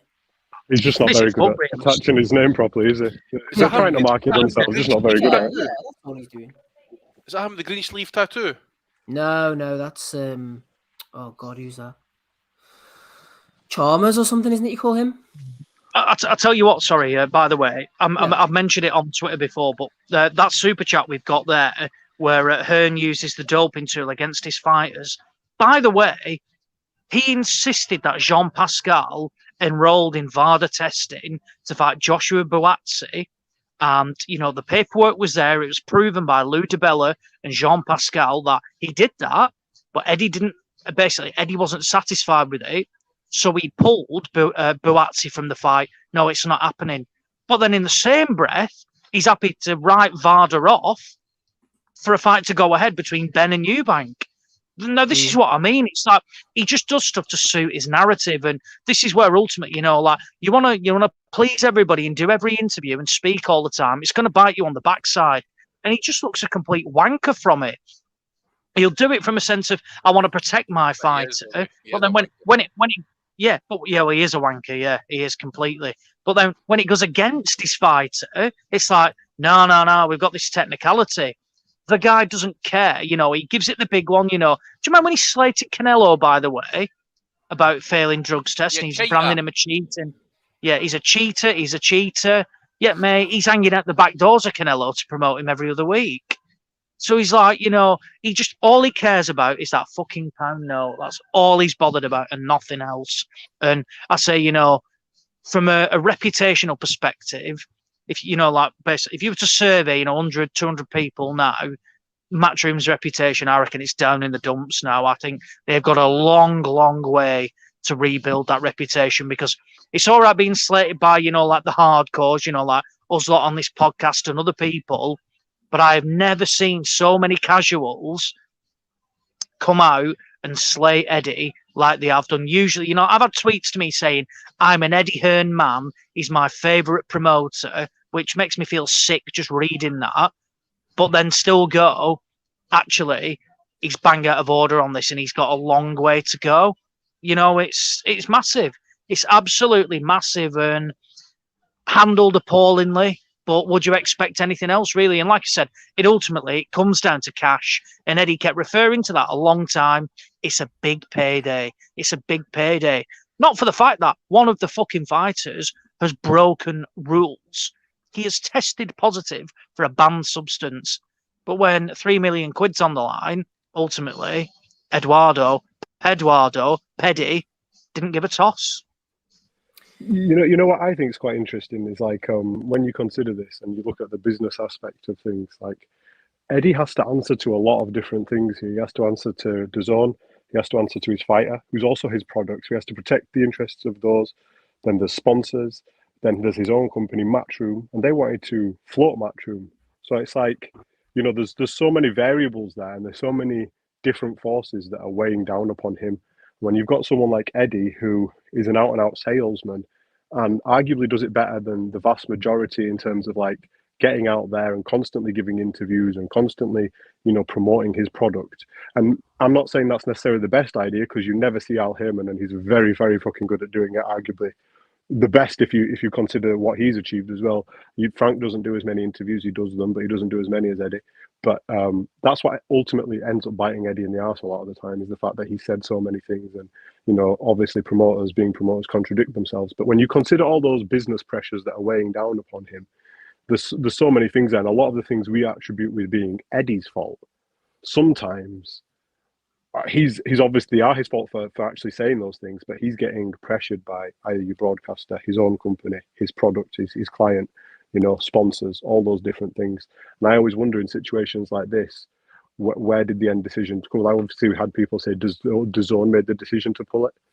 I was wondering during the week, were DAZN wanting the ones wanting to keep the card going, because they needed it for their business, because they've not been having a great time. So I think it's interesting in that line, like where and who makes these decisions and what forces weigh down upon these promoters when they have to make these crazy decisions.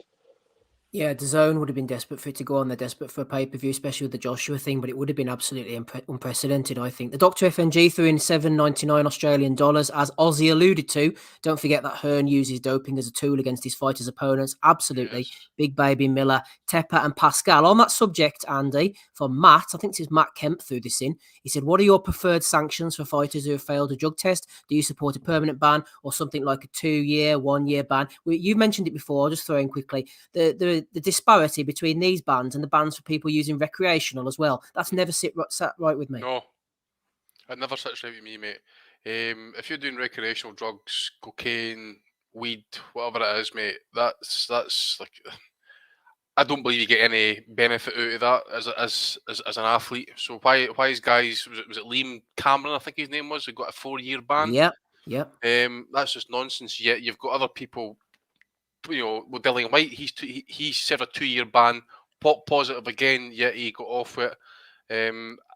Again, it would really depend on the drug, for example. If you're taking HGH or Dianabol or EPO or this stuff that that Benn's been taking, clearly something that he's been taking to cover up that he's been using steroids, anabolic steroids. To me, it's a minimum first offence 4-year ban. 4-year ban, because you got Benn here, 25, 26-year-old, in the prime of his career at this point, prime of his physicality, basically, supposedly. Knew he's going to be in his 30s before he gets back, if he gets back. And if he gets done a second time, then you're banned for life. I take Tony Belgew's point that if you get done for steroids, banned for life straight away. I understand that, and I would not disagree with it. I mentioned my personal circumstances with my cousin. He fucked it up and it ended up costing him his life. So again, these type of things can happen as well. I've told you stories about cyclists in the past, back in the late unpleasantness, when it was just absolutely rife. There was hardly any proper drug testing facilities. You've got cyclists who could post up 50% hematocrit blood levels before they would be suggestions saying that this guy's using EPO. He's using a blood booster here. Things like that. But if you're talking about bans for like weed and cocaine, I'm not going to ban you. If I was the head of the board, I wouldn't ban them. I would maybe give them a token fine or whatever it is. But steroids, EPO, HGH, testosterone, these tricyclopate, things like that, Gorillacum, these are all these are hardcore drugs, man. And you're going to, you're not riding a bike, you're not playing tennis, you're not playing football, you're not playing basketball, you're doing combat sports. Your job is to render the man in front of you unconscious or make him quit. Basically put punishment on him. You could, potentially kill him. So I think you've got to be looking at a very, very heavy ban. I think if you start hitting him in the pocket, like I said about the undercard didn't get paid, well, fucking Conor Benn should be paying for that. As I say, Eddie strung them along for a fortnight, the undercard as well. Because as far as they weren't aware about it, and then obviously the news drops Wednesday. They're like, well, what's happening with me? They didn't find out till Friday 5 o'clock that they're going to be fighting. So there's that type of thing as well. But if you start hitting them in the pocket financially, I mean, I believe Ben's got a Rolls Royce, he's got a Ferrari or a Porsche. Hit him in the heated seats. Exactly, absolutely. You've got to start taking financial penalties on these people. This is good. And if you start doing that, and I'm sorry, okay, it's like, well, it's no fair on Benn. Why is he going to be the first person? I'm sorry, but it's going to happen with someone, somewhere. Someone's going to be the test case, and it's just going to be young Benn, unfortunately, because you can't be pulling this stuff off. You can't keep having this thing in the back of your heads. He's not passed my eye test, but I can't say anything because he's not for the drugs test. And then when you fail a drugs test, they're like, well, it's the wrong drug test because it's not recognised by the British Board of Control. You throw in soft language like adverse analytical finding. That sounds better than like failed drugs test, doesn't it? It really does, doesn't it? So spare me the soft language, Eddie. Just get your man, because I'll tell you, if you start putting up some sort of soft defence and it gets a bus driven right through it, you're going to make yourself look even worse. Admit to it, own up, and another thing as well is, when you own up to it, you better fucking, I tell you, all you better do as part of your sentencing, tell them who gave you the drugs and where they came from. That's the next couple of questions that need to be asked. It's okay banning the guy, but where are you getting the stuff from, pal? Because it's illegal drugs. You can't just go down to the local, corner shop and say, "Listen, I need a pack of Diana ball, mate." No, sorry, mate, can't do that for you. So come on. But yeah, it's heavy bans, heavy fines, and I'm not against, like, for the heavy steroids and blood boosters, that type of thing. I wouldn't even be against a lifetime ban right for the off.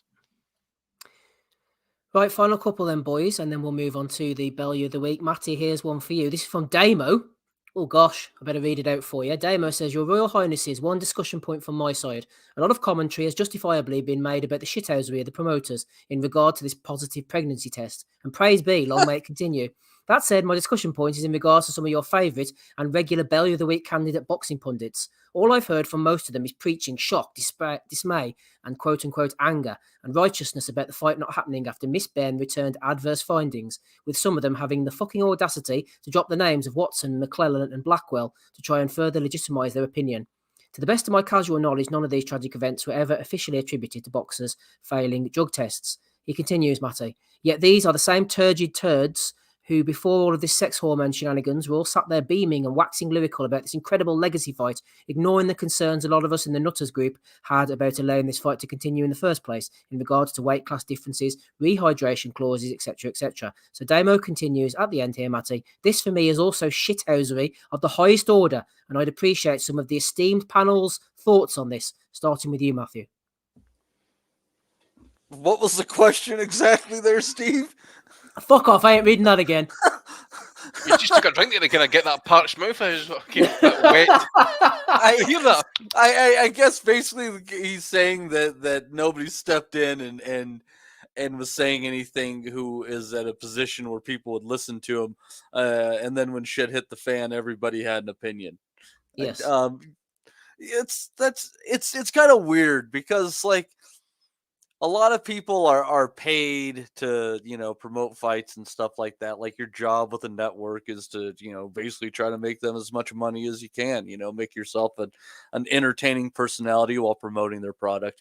But, there's people, who write articles and who in the boxing press and the general press who kind of left it alone, and it didn't get on their radar until this. And I guess that's kind of as just people aren't that as interested in boxing as we'd like them to be, and I get, and a lot of this stuff, for it to be like on the radar as something like this is now, it has to get funneled through the mainstream press. If it's something just going through our niche audience and nobody gives a shit about it, well, it's going to stay where it's at. And I guess at the end of the day, what we need to ultimately do is just try to continue what we do and call things out where they are. But you can't really fault these people, because I mean, it's their job, and it sucks at the end of the day. But unless you're in a position where you're supposed to have a harsh opinion on the sport, you're just kind of promoting a product, and we're not really promoting the product so much as we're promoting our views on the product. So I think it's a different universe, and that's why you come to us to hear the bitching and the real shit, and then people turn on their regular sport shows just to hear the glossed over opinion of it all. Yep, real unvarnished shit on here. Finally, so here's one for, who should we throw this to? We'll throw this to you, Rob. Harry says, I've always wondered if AJ was on something in the earliest part of his career. I mean, he was a one-man wrecking machine all the way up to Ruiz, and ever since then, he's been as useful as a wet fart. I always wondered if he'd be pinged for something, but due to his star power and money to be earned out of it, was swept under the carpet like this would have been. Probably a bit of pseudo-thinking, but I think this runs much deeper than people think. Well, I don't know if anyone ever saw a picture of him in the Olympics and then saw a picture of him. Yeah, I looked like he morphed into one. His neck and his traps and his neck just kind of rolled into one, didn't it? I believe he put on 30 pounds of muscle after the 1 Olympics, which is extremely hard to do even in bodybuilding circles. So I'm told. I wouldn't know. I'm not much of a bodybuilder myself, but I heard that it's very difficult to put on 30 pounds of muscle. Also, I think there's a direct correlation between the dip in his performances and how long he's been enrolled in the WBC clean athlete program. Listen, like I said, I have suspicions about all of them, all the top fighters, all the money fighters, especially. I have suspicions about all of them because the sport is rotten. There's so much money at stake. Nobody has any scruples in the business, from the promoters to the trainers to the fucking fighters themselves, to the shady entourages that surround them.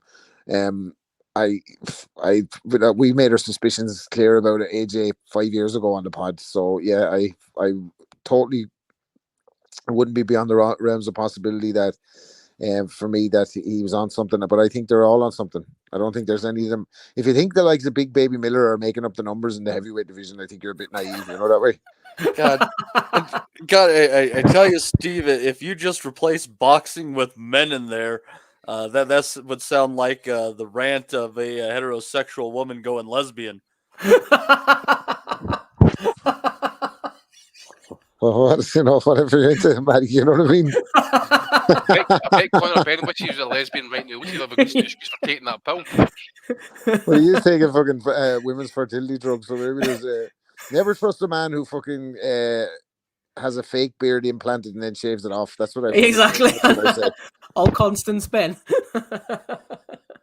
Oh dear me. Right, let's move on then, everybody, shall we? We've talked this to death. You are listening to episode 495 of the Boxing Asylum Nuthouse podcast. Andy's here, Matty is with us, wrapping up Kelly, Ozzy calling in from Greece, and Ben calling in from the streets. We will discuss the action from the weekend very shortly. I don't know if anyone saw Sam Eggington. We'll go on to Fundora as well. Next weekend, they're giving us a heavy one. We've got the Quote, we've got Wilder versus Helenius, and we've got the rematch that everybody's looking forward to, Haney versus Cambosos 2, repeat or revenge. But before we do that, like I said, a bit of an unprecedented one tonight, but we're going to move on to the Bellew of the week, keeping on with our Conor Benn theme. I'm not saying Conor or Eddie or anybody's going to feature in this. Don't take my word for it, but we'll have a look. First of all, let's listen to the bomber himself to lead us in. We've got quite a few video clips, but this is an old one and a good one. You and this Boxing Asylum, whatever you're called, right? You see, you must be the most bored man on planet Earth, because what you do is you sit and talk about what the fuck I do. Remember this, right? What you talk about, I do. I do it. You talk about it, I do it.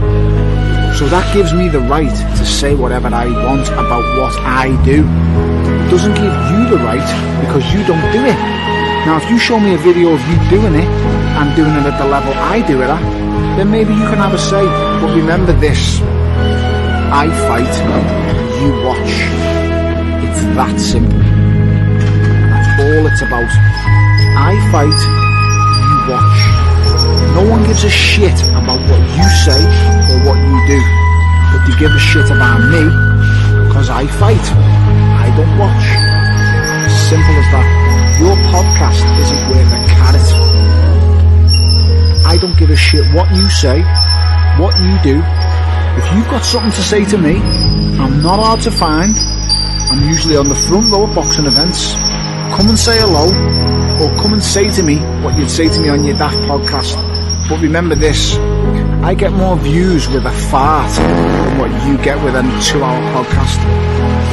On that note,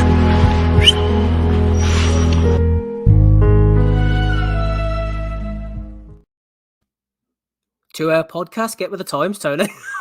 Let's go that bullshit. Oh dear. Right, so we shall move on. You know what, Andy?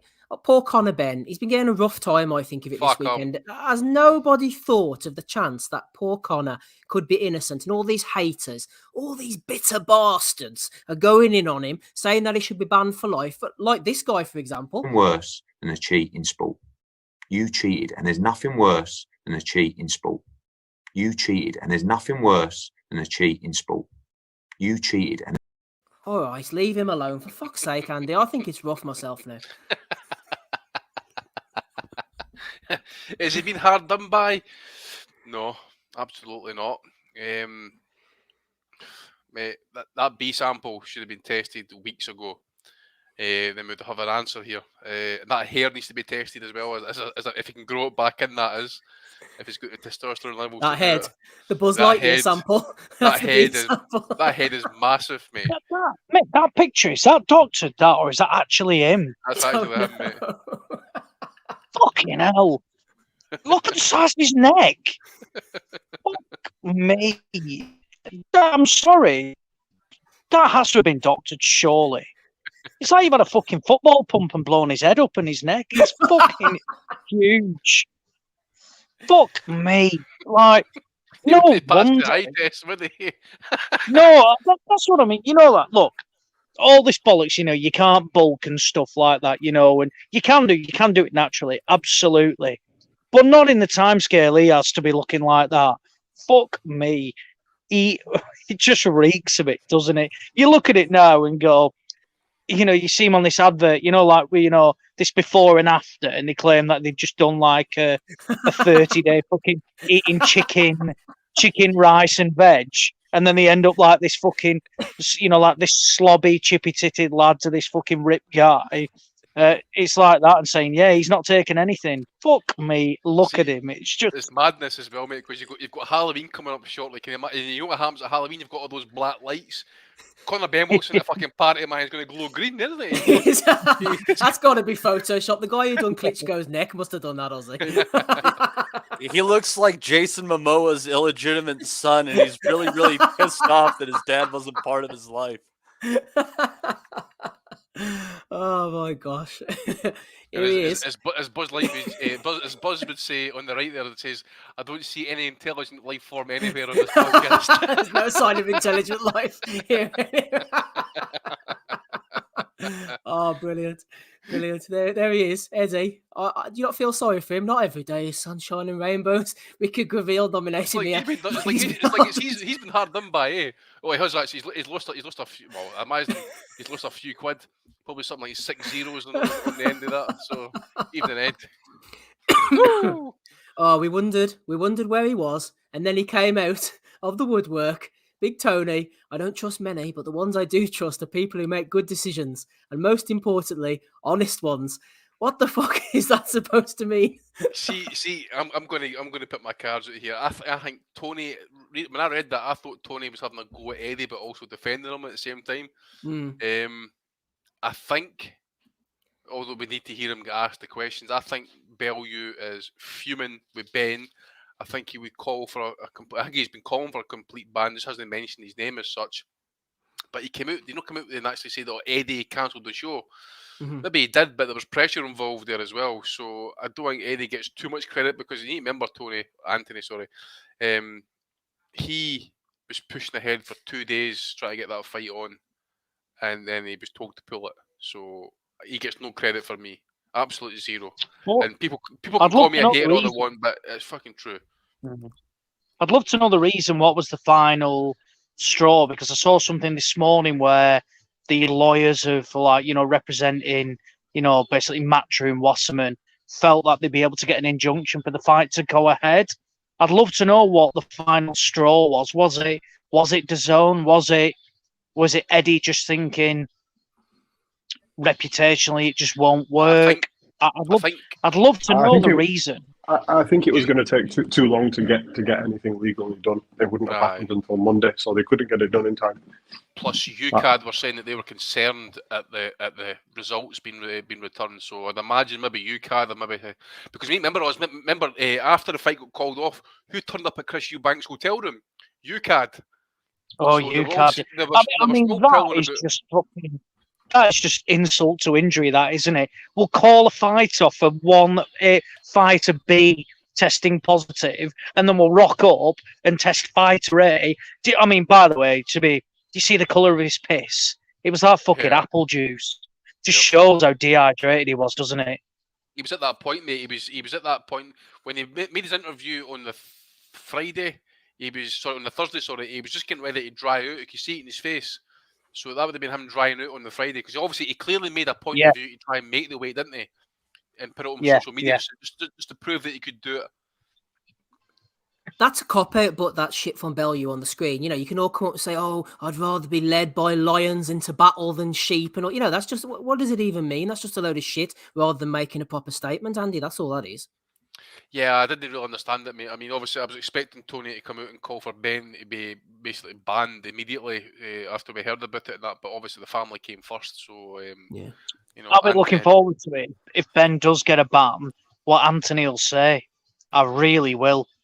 It'd be really interesting because he's come out and been vague and said, you know, I still stand by my point and all drug cheats, you know, it should be a ban for life, this and that. Not named Benn yet, though, as he's been very coy on that. If this B sample, which it will do, comes back as positive, it should be a straight ban then. You know, it's going to be interesting what Anthony has to say about the matter. Or will he go missing again, like he did last time? Eddie will tell all the lackeys to blame him, Ozzy, I bet you. Put it on to me to protect the brand. Yeah. He'll go missing like that B sample. Anyway, there was talk of other commissions, apparently. Well, according to one party there was, but there was a bit of a disagreement over this. Let's have a listen. Reports from journalists and outlets that we've seen today about us being in the High Court this afternoon, us considering other commissions. This is just not true. We took our time with Wasserman Boxing and we made a decision that we felt was in the best interests. Can you make comment on whether it was discussed that a different board could have been involved in order to make this fight? Yeah, it was absolutely discussed. It was looked into until even this morning between all parties.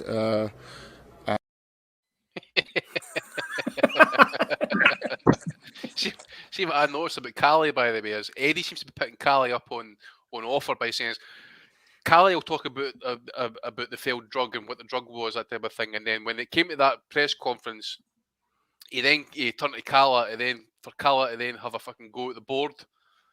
Eddie didn't want to do it because Eddie knows where his fucking bread's buttered. Calla has got his Austrian license, he's got his fucking Scandinavian licenses, he can come again like Jade can. He has a Colombian license, I heard as well. Yeah, exactly. As well, Peruvian license. Peruvian, exactly, mate. Kilo Soyland. Bolivia. So this whole thing's went to fucking Bolivian actually as well. Now you talk about it, fuck me. Faded to Bolivian. Hey, if you're talking Bolivia, there's only one man who could step up and really promote Mr. Farrer himself. Get him in the car park. Hey, Eubank Benn in the Colombian car park. Let's make it happen. Saul could referee. He takes it doing Cat Alley, mate. He fucking sorts it all out. That's what he does. Man of his He could referee and fight on the undercard. Hey, they could have got him on a Bieber show, Ozzy. He's prime for those Bieber shows. Well, do you know what? I was fully expecting, Bieber. They made a big money signing of Ian John Lewis. And imagine that big Bieber are called upon, and fucking Ian John Lewis is there refereeing bloody Eubank Benn. Mickey Van on the undercards. Yeah. Hey, Mickey Van is licensed by Bieber as well to still officiate as well. I think this is a great idea, but you have to say that head kicks while your opponent's down as legal, though. That has to be part of it. You should call them soccer kicks. After what Matty has said tonight, I think he's for anything goes in boxing, really. Fill him full of roids, kick him on the floor. Why not? You'd be wanting white knives. I'm telling you, mate, when the UFC, days, mate. Hold on, when the UFC had no weight classes and they fought like all in the same evening, and it was the baddest son of a bitch in the fucking room, that was some good stuff. That was thoroughly enjoyable. And Hoist Gracie was not the biggest guy, and he was fucking people up. But I mean, boxing is changing, isn't it? I mean, we've seen Paul Gallen, he boxed two people on one night. I'm just waiting for the handicap fight to happen, like one guy gets banged out, we'll tag somebody in, and then we'll go again and double teaming somebody, If it's going to develop, we may as well do it to the fucking extreme, haven't we? Three roided up people, handicap match. Yeah, why not? Chuck a couple of weapons in as well. Instead of a Gonzalez Estrada trilogy, why not them against Tyson Fury at once? Why not? They're like, they weigh less than him making a mockery together. of the Bellew of the week here. They weigh less than him altogether. Why not? Why not? Why have we not heard from Frank Smith, by the way, yet? Damage control. But I think Eddie's using him as a punch bag. That's the reason why. He can't breathe. He can't catch his breath because Eddie's been beating the shit out of him for the whole week. I'd love to make a statement right now. But these body shots are killing me. By the way, Frank Smith, again, he's with bloody Eubank's sister, isn't he? Imagine he's been aware of this information for weeks. Jesus Christ, imagine that. On. And he's like, he's literally the definition of in the middle. I think is he wedded to his sister or something like that, or soon to be? Fuck me, he is in a precarious situation. He's fucking Scarpa to the other side of the world, no doubt. That's where Eddie's gone. He's going to Australia soon, so he'll be fucking off next side of the world. He'll be off in the UAE. Rob Taylor better get that interview pretty quick before he takes off, man. Oh dear. Anyway, moving on. I think it was Will nominated this one. Conor Benn being interviewed. I've learnt from Billy Joe. Conor Benn on Eubank's games being avoided at 147. He certainly has learnt from Billy Joe.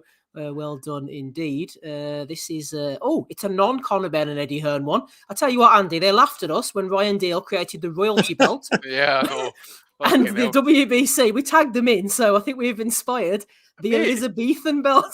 Fuck that pish. Tyson Fury then shouts out 2 minutes later, I want to fight for that belt as well. I'm like, end the sport right now.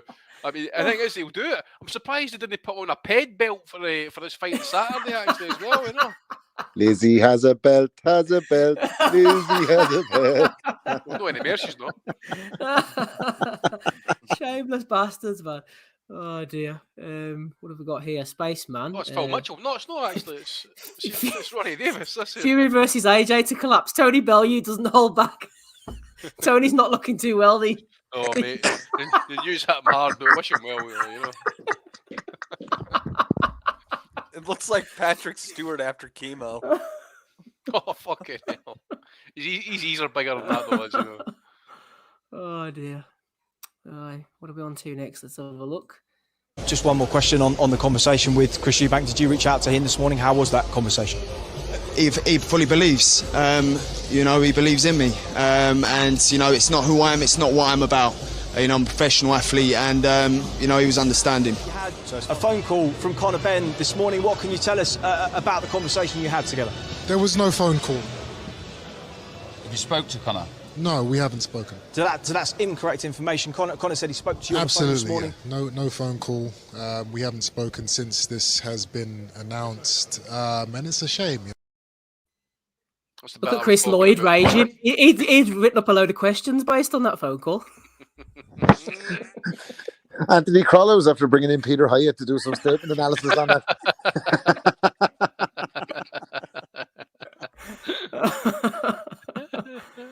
Oh dear. What else have we got here? There's a few been sent in. Oh yes, I don't know who put this together, but fair play to them. We'll give them a shout out. No, this is the Benn Eubank fertility test.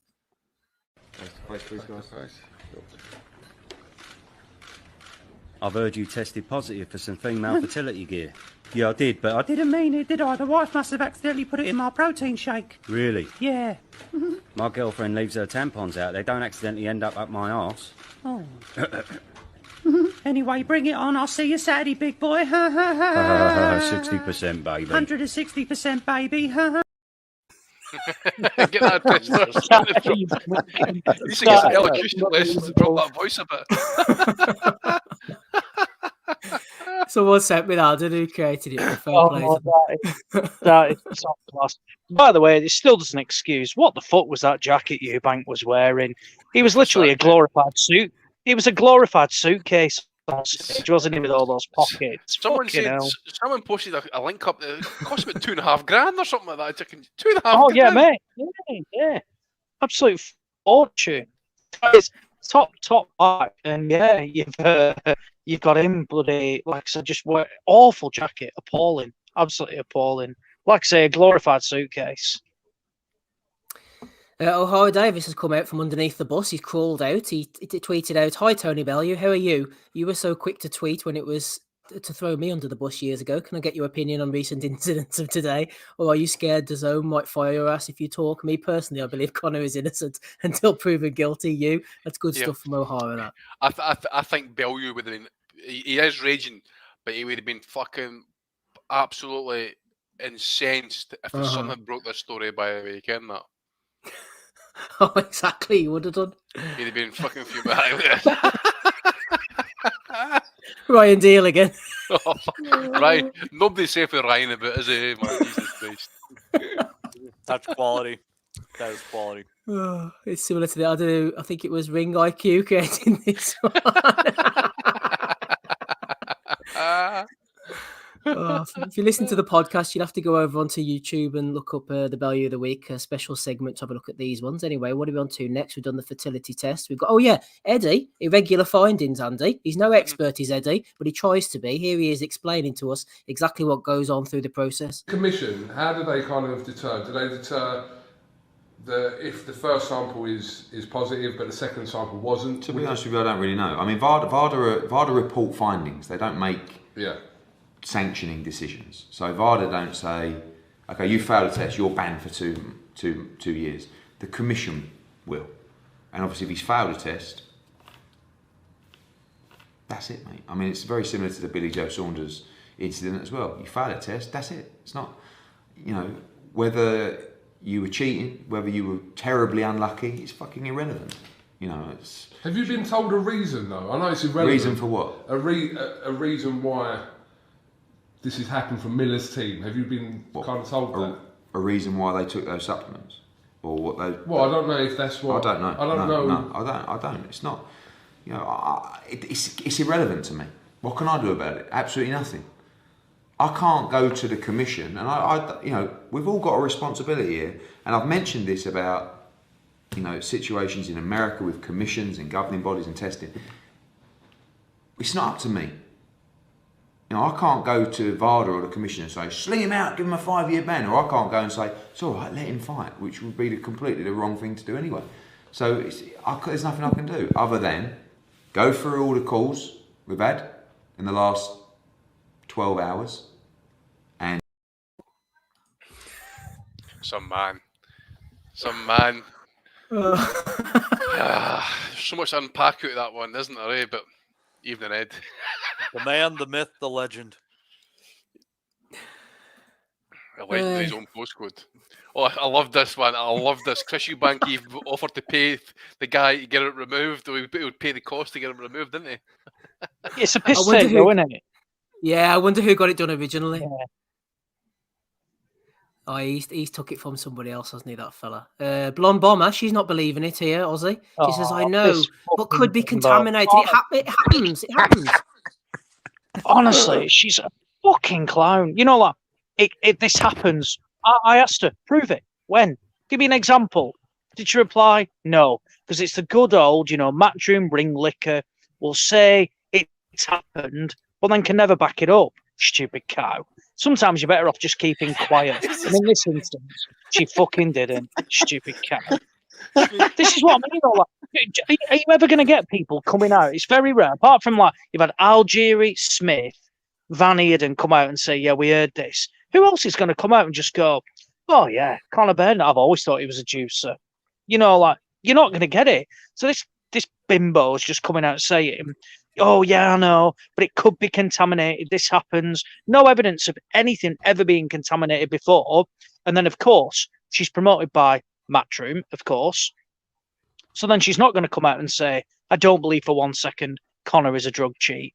Stupid. Honestly, I hate Shannon Courtney, but fuck me, if they have a rematch, I hope she belts her around the fucking bring ring. back Shannon. We were too harsh on Shannon. Shannon Courtney. That's what we are.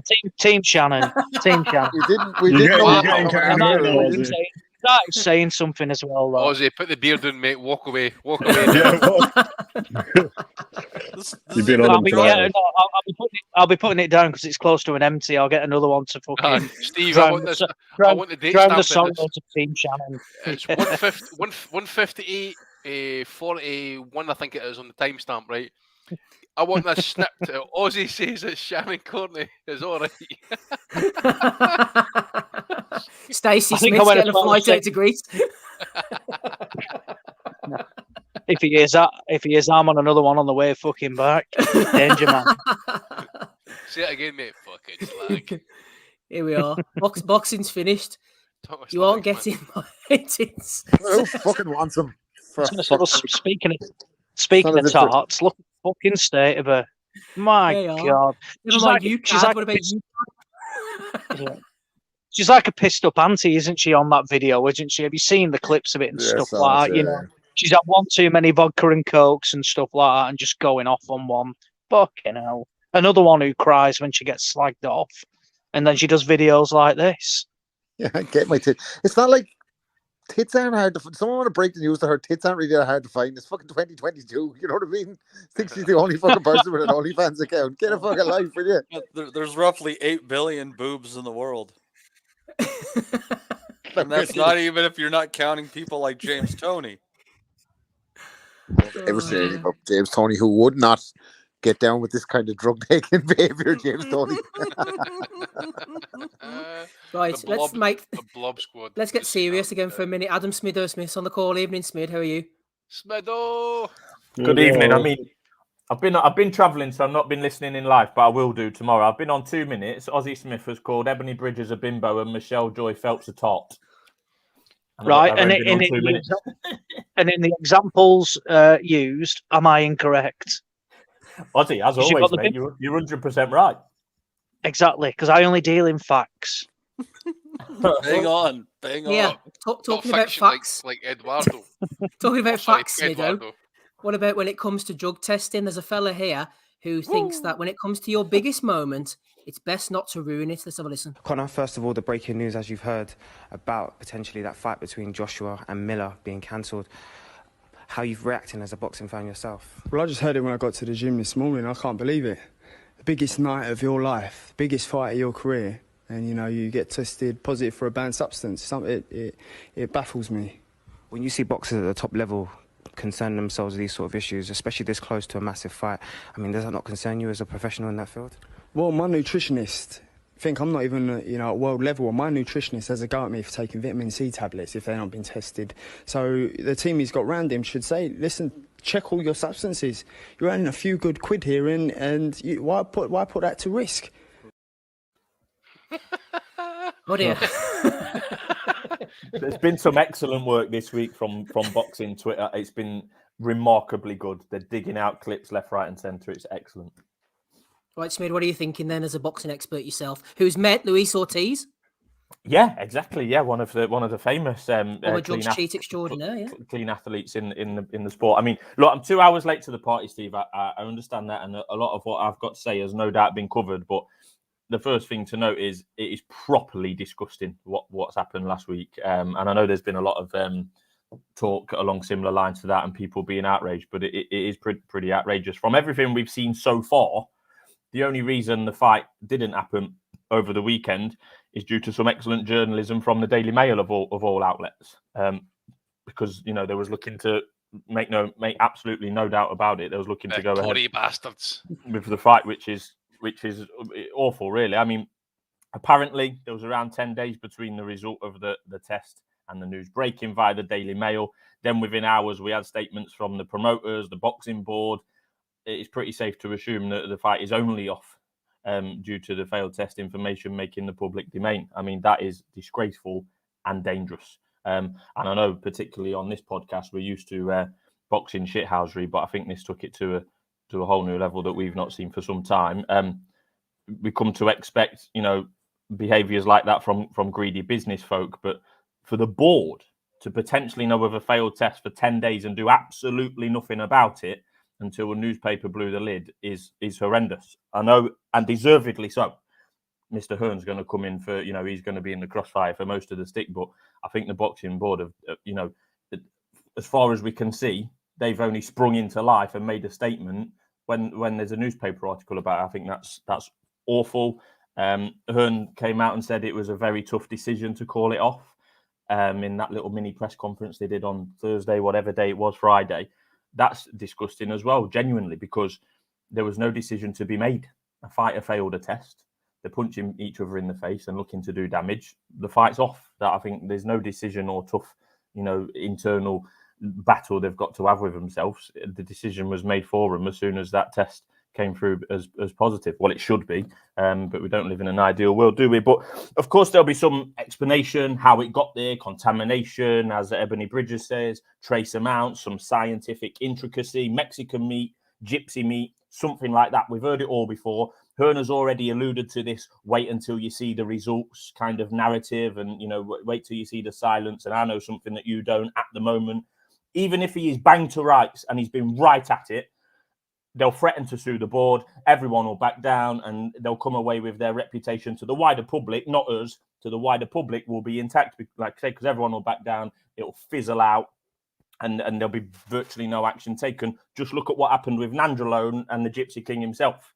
And look how they actually, separately, look how they brushed the Dillian White issue completely under the carpet, because that blew up when he made that comment that got caught on camera at a press conference. It blew up for a few weeks, and we was all talking about it. We still don't know where the B sample is. Genuinely, it's become a running joke how they've managed to successfully brush that one under the carpet. How many of these instances have happened without us knowing? I know that's been a question posed by many others than me. We've got people, particularly on here, that will know the ins and outs of this. I don't even know the bloody name of the substance, chlorine or whatever it bloody is. It begins with a C. There'll be other people on, even on here, that know a lot more about it than me. I know Andy's one of them, but there's plenty of talk about it just being the tip of an iceberg kind of drug, masking agent, etc. I think that's dangerous as well for complete obvious reasons. But as I said on this podcast years and years ago, I think they're all at it. And I think those similar comments could apply to a lot of sports. We're here to talk boxing. I think hundreds they're all at it. Some people are clever enough not to get caught. Some have got enough money to scare off potential sanctions. Some have both. I've already said on here there'll be someone out there who has been seriously injured or hurt or worse at the hands of someone juicing, and no one knows about it. That's a scary thought in itself.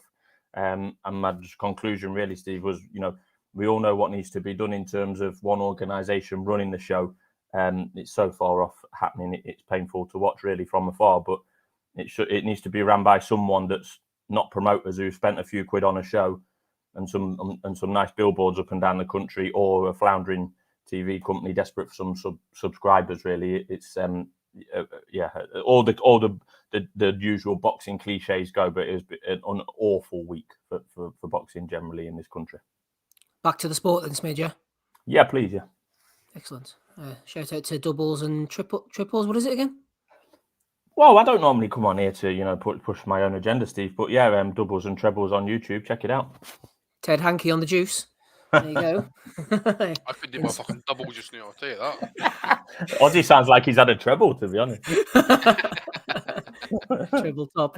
Alicia Baumgardner, Andy. Great shit today in the gym. Sounds like it's okay. I said to her, I tweeted her, I hope you flushed afterwards. What's she clearing out? I've not seen that. That's brilliant. Last night's dodgy curry, I think. Jesus, fuck. Oh, dear. And G in the penthouse. I don't know what's happening in Matchroom's pharmacy, but it's not nice. Okay, Matchroyd. Matchroyd. Oh dear. And this was another Ryan Dale spectacular, wasn't it? Eddie called the Gad George or something. He must have George Warren on the brain. That was before all this shit broke. I thought that was quite a good one from Ryan there. Oh, curious George. What else have we got on the agenda? Oh, here's Eddie again. I've only got 4 more videos to play. Don't worry, we're getting program. A random testing on the night at fights, complete waste of time. These guys, if they're cheating, they're breaking cycles. They know exactly what they're doing. Cheating in boxing is not like cheating in the Tour de France. It's not like cheating at 100 meters.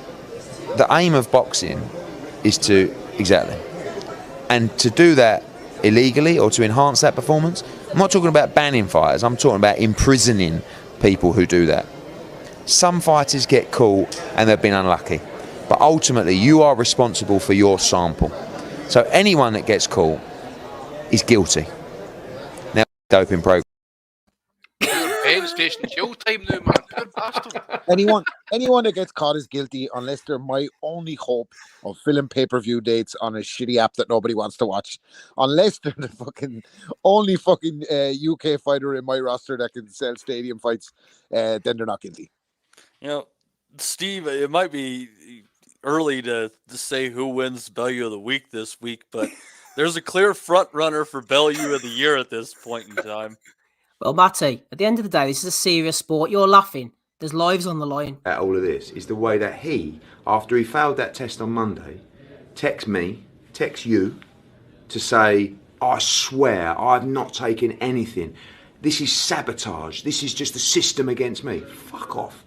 It's an absolute... And you know what? It makes me sick that someone would go to those lengths in a fight. People have died in the ring, you know? And you're talking about Anthony Joshua. You're talking about someone... This guy has tried to get such an edge. And it's not just an edge of a little something. This is the whole hog.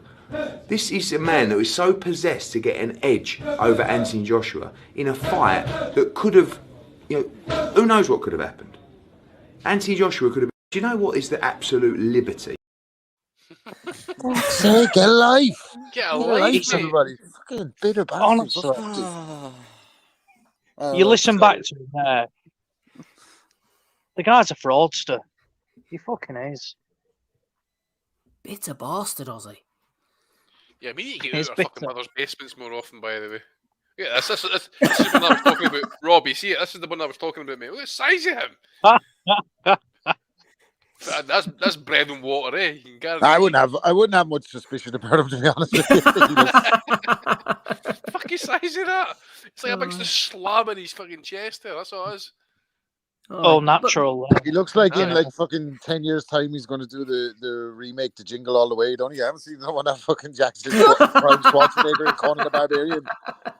I tell you what, see when all this all broke, someone started posting up old videos that Alistair Overeem fighting. He used to fight, do kickboxing, and we're talking like juiced up Alistair Overeem. Motherfucker was icing people left, right. One kick, people were fucking knocked out.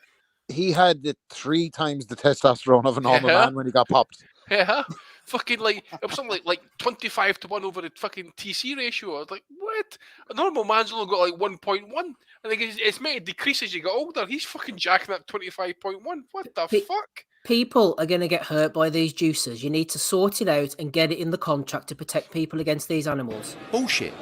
Got no problem with this fight happening on BT. What I've got a problem with is VADA testing not being in the contract. I can't let my fighter go in with a fighter off the back of John Pascal's failed test without VADA testing in the contract. Not, yes, we've all written off to Margaret and then once it's signed, we'll pay for it and get it done. Bollocks, I don't trust you in the contract. We don't trust you either, Well Eddie. said, Eddie. Good evening to you, sir. Right. Woo! It's hard to trust people these days. Sometimes it's hard to know who to trust. I've only got one more before I do. Bitter bastards.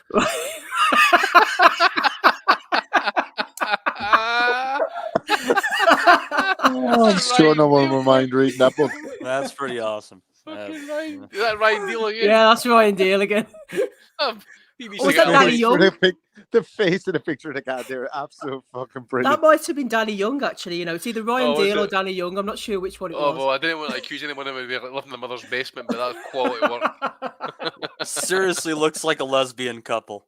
What is it you engaged by? What is He's mad for the lesbies, isn't he? What's the matter with you? Tell me that Gad doesn't look like Rosie O'Donnell. He doesn't Tell look like me, Rosie O'Donnell. Rob, that Gad doesn't look like Rosie O'Donnell. Who's Rosie O'Donnell?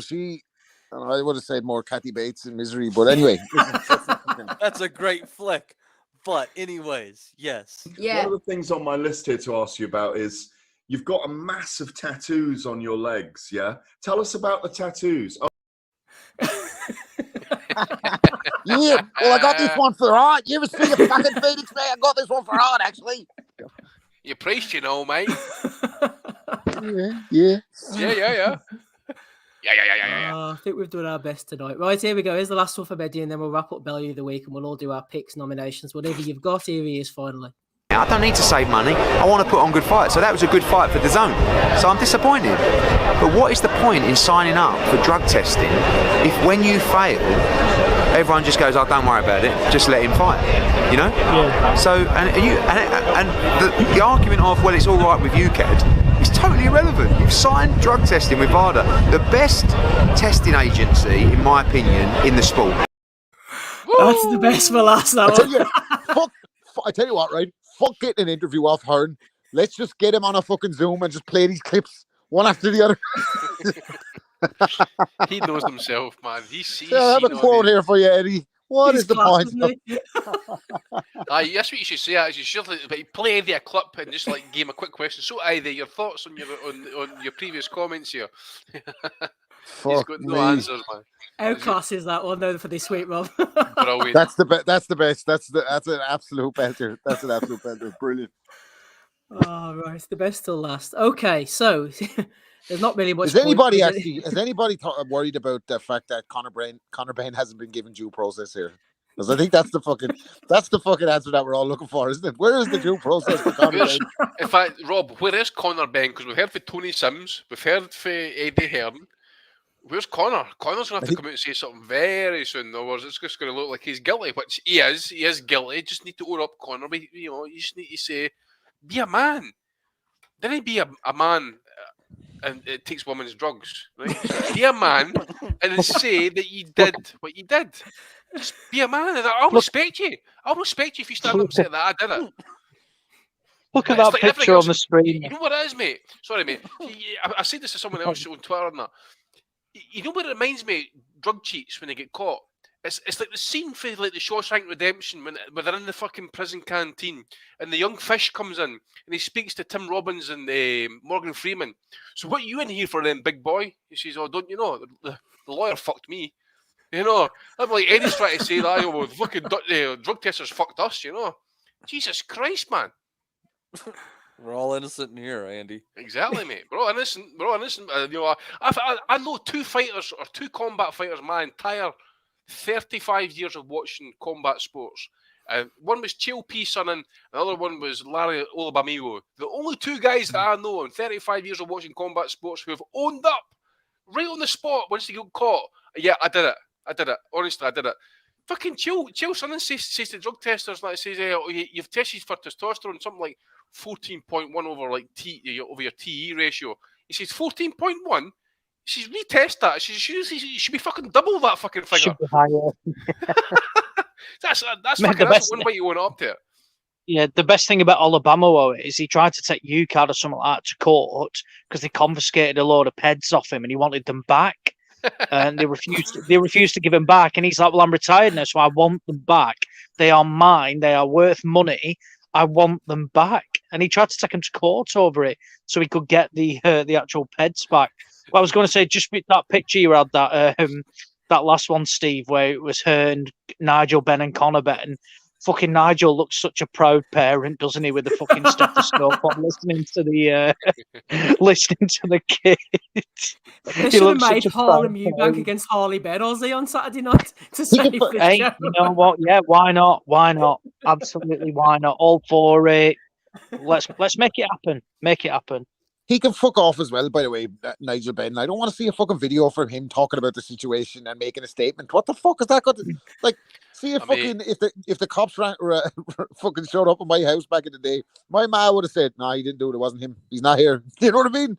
I want to hear from somebody reliable. Not the fucking fucking cheats. Nigel was one of my childhood heroes growing up, right? And I just wish he kept his mouth shut. Just say nothing. Then he come out. Just say nothing. This isn't your fight. I know it's your son, it's your flesh and blood, not that, but you feel like you've got to protect him. But this isn't on you, mate. This is the bag that he's got to carry on his own. He's got to learn from his own mistakes. You've got to say to him, look, son, look, you fucked up big style here. You did. I'll help you as best I can, but this is on you. You've got to carry this. You've got to carry the bag here. There was an allegation made against Benn, against Nigel Benn years later after the McClellan thing, when they said that they kept the boots and that they found an adverse finding in the blood on the boots because Benn was the only one bleeding on the night. And Ben's reaction to it was interesting. Now, maybe I've been spending too much time with Anthony Crolla, but the first thing he said was, "What are you doing keeping all those boots for all these years?" That would have been the thing. Like, Mr. Kelly, we found a murder weapon. You stabbed someone. Well, what are you keeping out all this time for? Don't fucking. If the boot doesn't fit, it don't mean shit. You right. Who are you going for, Andy? Ebony Bridges, mate. Evening, Eb. Oh It's a two-way tie, mate. But I've got to get to Eddie just for the brass nakedness of the cunt, man. Honestly, God. We didn't get to make our own nominations. Of course no, mate. Of Oh, course there's no not. point, is there? There's no point. I mean, Unless you've got any individual images to send me. I mean, like, I could put Josh Windass up for calling it Tony Bellew and he shat his pants, you know. But what's the point of that? I just wanted to throw Jack Reese and what he did between rounds 8 and 9 in the Pandora Campo fight. I mean, that was dumb as fuck. What a jerk off move. I was with Al Bernstein. He was 100% right to be pissed off about it from the announce booth. Well, I mentioned to Andy, didn't I, Andy, a few weeks ago about Jack Reese? There was something about him that annoyed me, and I couldn't quite put my finger on it. Well, that was it last night. Yeah, exactly. Oh, it was horrendous, mate. Absolutely. What did he do? Sorry, I missed the trick. I didn't. He basically wasn't happy with one of the it was Ocampo and how he's conducting himself in the ring, like fighting. And he says, "You need to punch harder." I went, "What?" Yeah, I don't like your body language. Punch harder? What are you talking about, man? But I'll tell you what, Steve, and we'll just, because we'll do our nominations, but we'll jump right into that point, into that fight when we come out of this. I know you got to bounce real quick, but yeah, that's the only nomination I have was Jack Reese. That was a jerk off move. Do you have any nominations, Rob? If not, go ahead with who you're picking. Yeah, Ebony Bridges for me. No. It's just the whole fucking thing, isn't it? UGAD, yeah, UGAD and UGAD. Eddie along with Calla for me, with Ben coming in there at the back end, so maybe a regular and an interim belt getting put into option here, mate, I think. There might be indeed. Ozzy, who are you going for? If you got no nominations, go on ahead, straight ahead. No, fuck the nominations. It's a no fucking Team Courtney out in Greece tonight. Fucking hell, never thought I'd see that. But no, it's without a doubt, Pedwardo, Calla Soland, and Conor Ped. All three of them right up there. None of this thing like regular titles. We're sharing the award tonight, and it's for those three, without a doubt. It's a three-way draw, mate. Gotta be. It's a split draw. Ben, what you saying? Yeah, it's got to be Eddie on it. No contest. You know, Eddie all the way. No contest. There'll be a few no contest and Eddie shows in the future, no doubt. Congratulations, Eduardo. Oh, Steve. Just came to me, Andy. Just came to me. Oh, mate. I'm writing that down for a future tweet, possibly. Give me a second here. There we go. Right, there we are. Congratulations, Eddie. You're the value of the week for episode 4. Evening, Ed. Well done, mate. Congratulations. A lot of positivity this weekend. He's had enough positivity, I think, hasn't he?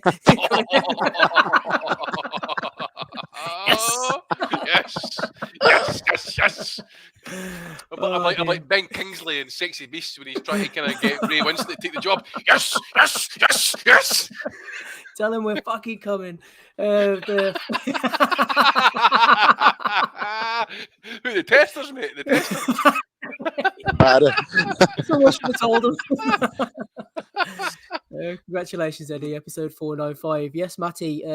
Take over the particulars for me briefly, if you don't mind. Sebastian Fundora. I only saw the main event and the prelims. Couldn't get Adames. Couldn't get Ankayas. Take it away for me, if you don't mind, sir. You got it. So we did see an entertaining 12-round scrap between Sebastian Fundora and Carlos Ocampo. Ocampo definitely going longer than most people thought. The over-under on that one was actually 7.5 rounds, so he went much further than people expected. It seemed to me, though, Andy, in this fight, it was. I think you could see a lot of what makes Fundora very good, but you could see some of his vulnerabilities too. He's excellent at range. When he whips that jab, does great. In close, he throws really good body punches, throws great uppercuts. But there's that in between, that mid range, where it seems like he does have some vulnerabilities. Ocampo exploiting it at times, getting those looping punches over the top. But ultimately, even though the scorecards might have been a little wide, well-deserved decision for Fundora. Yeah, I'd like to have seen maybe Fundora kind of snap the jab a wee bit more, actually, to be fair. I take what you're saying, that he was getting caught with kind of left hooks. Well, Ocampo was trying to time him, rolling underneath and coming up with the left hooks, having to kind of leap into some of those shots because Fundora's obviously that tall. But I say, I'd like to see you snap the jab a wee bit more. But when it came to the inside work, I thought both were basically at it. Both were having a good go at it. I just thought Fundora was possibly kind of in the end was kind of not so much in the end, but he was gradually getting on top of Ocampo. As you mentioned with Jack Reese, what was the point of him getting involved in that? I thought the guy was doing okay. I mean, okay, he wasn't getting beat up. He was competitive. Well, he's like you said to him, he's off balance and he's throwing arm punches. I mean, he might be a little bit weary, but he's trying to lean dead into Fundora so he can't put an uppercut into his chin. Nice. I mean, it was purposeful, the fact he was square and losing his foot every once in a while. He was dead square for a reason. It's very seldom you hear Al Bernstein get a wee bit worked up and not so much slagging off the ref or whatever and that, but he tends to pick his words. He was quite scathing, I thought, to be fair. I thought Ocampo, as I say, he was doing okay. Maybe as you say, the fight wars on, fatigue sets in. As you say, the fatigue makes cowards of us all. You get a bit saggy. Punches don't got the same snap to it. You just don't know. Maybe he's been ill during the process of his training camp, but I thought the guy had done as best as what he could. I thought Reese, those 2 rounds at least, he just seemed to interject himself in at the corner far too often. You've got a commissioner in the corner there to kind of see. I understand he was raging that the water got spilt to try and delay time. This shit happens all the time, mate. People try to buy an edge constantly, but it seemed weird to me because I felt Ocampo, okay, maybe it wasn't heavy shots. He was still competitive. He was still throwing shots. So I just don't know what his beef was with that guy. So, and I rate Reese as one of the better referees. He tends to kind of let it go a bit. He tends to give the fighters the full respect and try and get themselves back into the fight. But that was weird because at no time did Ocampo seem hurt to me. Maybe his legs weren't solid, but again, Reese has got the best seat in the house. He's seen the eyes, he's seen the body language. I don't know if he's seen something that we've not seen on camera, but to me, I just thought it was definitely weird. That's all I can say. Yeah. He has a bit of form for wanting the spotlight when he's in fights. Exactly, remember the Rodriguez Ward fight that time? It was a stinker and a dirty fight when he took point off the two of them at the. And he loves the camera. Don't you remember he gave the big fucking breakdown of the fucking Wilder Fury walk back documentary. Yeah, he loves the study. Ben, did you happen to see this fight? No, I was at a show in Doncaster yesterday watching Roman Fury make his debut. Interesting. So I didn't get to catch any of that, unfortunately. Shit on him, Ben. Say that again? He was shy, wasn't he? Well, I mean, apparently, considering he's never had an amateur fight or a pro fight, and that was his first ever fight, can't really knock the guy, And there's a lot of pressure on someone's shoulders when the Tyson Fury's younger brother and Tommy Fury's brother, there's a lot riding on that. So, I don't know, mate. There's no pressure with Tommy Fury's brother because he's died as well. Tyson, Tommy Fury, no chance. Do you remember Phil Fury? There was a Phil Fury years ago. I remember seeing him fighting in Belfast. There's fucking loads. They're like fucking the Dudley boys. They just pop out from everywhere, aren't they? The Dudley boys. Just keep coming, don't they? Do you remember Young Fury, who turned over under Mick Hennessy? What sort of name is Young Fury? And then he got beaten by what's it called? It's just bizarre. They're just everywhere. So you've got Tyson Fury, Tommy, Young Fury, Roman Fury. Phil. I'm sure there's another Phil Fury. I'm sure there's another one as well. John and then Fury, remember him? Yeah. I did not. And then, but Tyson Fury's got about 8 kids as well, so no doubt all of them are going to box as well. So, fucking hell, yeah. One of them will be after turning over by the time they make fucking Joshua Fury. Crawford Spence. Oh man. Here, Matty, I did see Fundora. I'll just throw a very quick 2p worth in. I thought he tried to box from the outside and he looked like shit. As soon as he got on the inside, taking the shots again, he looked a lot better. But the fight actually went pretty much how I said last week. I thought Ocampo would be competitive and take it the 12 round. Did I say the 12 rounds? I'm pretty sure I did. We didn't do prediction league on this one, but I did think you said you thought it was at least going to go late. Yeah. But Fondora's hit and miss, but his Lubin fight was a good one, but you can't have a banger every time. But yeah, Jack Reese doesn't surprise me with that bullshit, man. He was taking away the limelight, but it was a decent fight. I didn't see the undercard fights. I did see the prelims. Saw Mikhail Fox against Kavaloskis. Why don't you give us that one? Why don't you give us that one, Steve, actually? Because I was kind of surprised that Fox came in the underdog in that one because Kavaloskis has looked absolute crap. But lo and behold, Mean Machine apparently he just came in and basically went 10, but he just dominated Fox over the distance.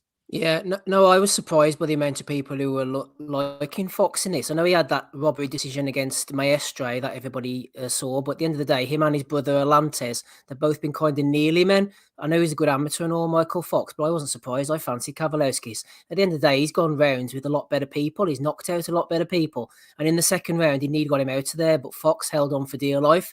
And then he kind of came back into it as Kavaloskis slowed down, but Kavaloskis was always the aggressor, punched a lot harder. I didn't see that for Fox before, and I was surprised a lot of people were picking him. The fight went pretty much how I expected it to. Kavaloskis was the better man, and Slavinsky lost on the undercard. He's shit. And Fundora, Gabriella, is it you call her? My God, that fight, 10 rounds, felt like a 20-round fight. It just went on and on and on and on and on. But so I don't know where she's going, but clearly no power. Oh, there you go.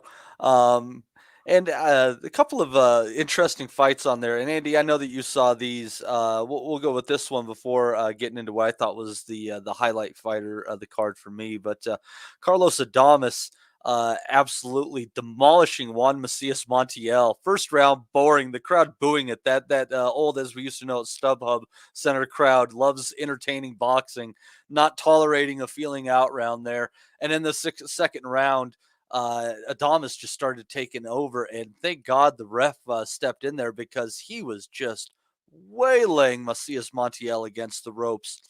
And he's an interesting cat at 160, man. I can't figure him out.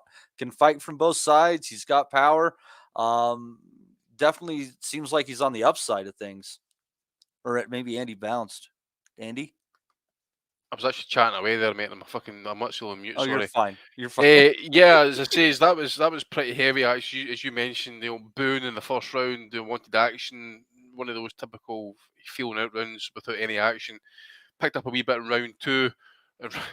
He started landing those heavy shots, Carlos Adames. But that round three, he just started tossing about the place like a fucking wet salad, mate. Absolutely punching all over the place. Right hooks, left hands. You could literally see that Montiel bouncing on his feet every time a punch landed. And you're right, I think the referee stepped in and made the right decision immediately after he landed. There was a right hook, straight left hand, I think it was. You could literally see the sweat spraying off the guy when he landed that right hand. So good addition, actually. I think he's been up in weight, Adames, to 160, hasn't it? That was his first fight at 160, I think. Yeah, and I think he's mandatory for Charlo's belt. Didn't he fight Derevyanchenko at 160? He fought Charlo as well, did he know? He did. He had a close fight against Derevyanchenko that he won, I think. And who? God, I'm trying to think who he's. Adames fought Derevyanchenko in his last fight, didn't he? He lost to that guy. Didn't he lost to that fellow who died? Was it or something? No, he lost to Teixeira. Was it right? Teixeira. So yeah, that Montiel, he lost to, is it Jamal Charlo, the middleweight champ? Yeah. Right. So and he had a draw on there with Hugo Centeno on his resume too. But I think he won a handful of rounds. I think he with well, God damn it, why can't I remember his name right now? Munguia. I think he fought Munguia for some reason. Yeah. He's going to be an interesting one that he kind of. I'm not saying he's world class or whatever, but he's clearly got enough about him. He can switch stances as well. For what I can see, I think he's not meant to be an orthodox fighter, but he's switching southpaw. Certainly, the power seems to be on his right hand. To be fair, it was just incredible. Some of those right hands he was landing. As I say, the sweat was spraying over the place, and Montiel was bouncing like a pinball over that ring, actually, especially on his feet. You could literally, if you look at, there's a video on Twitter actually from the actual ringside, actually through the ropes, and you can actually see the guy's feet literally bouncing as he gets fucking hit, literally coming off the canvas, mate. It's incredible. I'm blown away he didn't go down, Andy. Like he did very well not going down. His ass almost touched, but he stayed up, and probably the best thing that could have happened for him was to just go down at that moment, give yourself a chance. Yeah, that was his only chance because he he was just getting blasted. And you're right, that right hand of it that Adamas had, he was messing him up, and it all went to show in Montiel's his left eye. Man, it was damaged after 3 rounds pretty badly.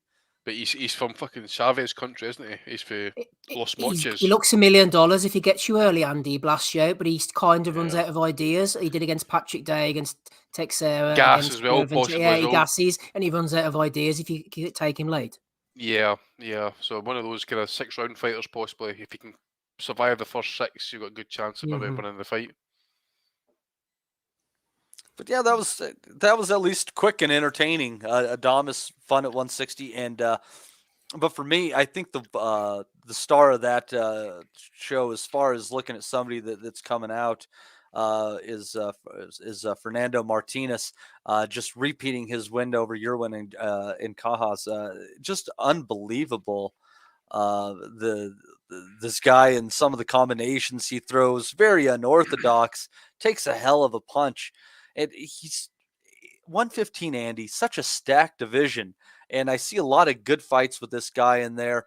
And he beat a guy who was just so much bigger than him in there. I mean, my God, on Cajas just looked massive compared to him. But this dude, he throws a good punch and he takes a better one.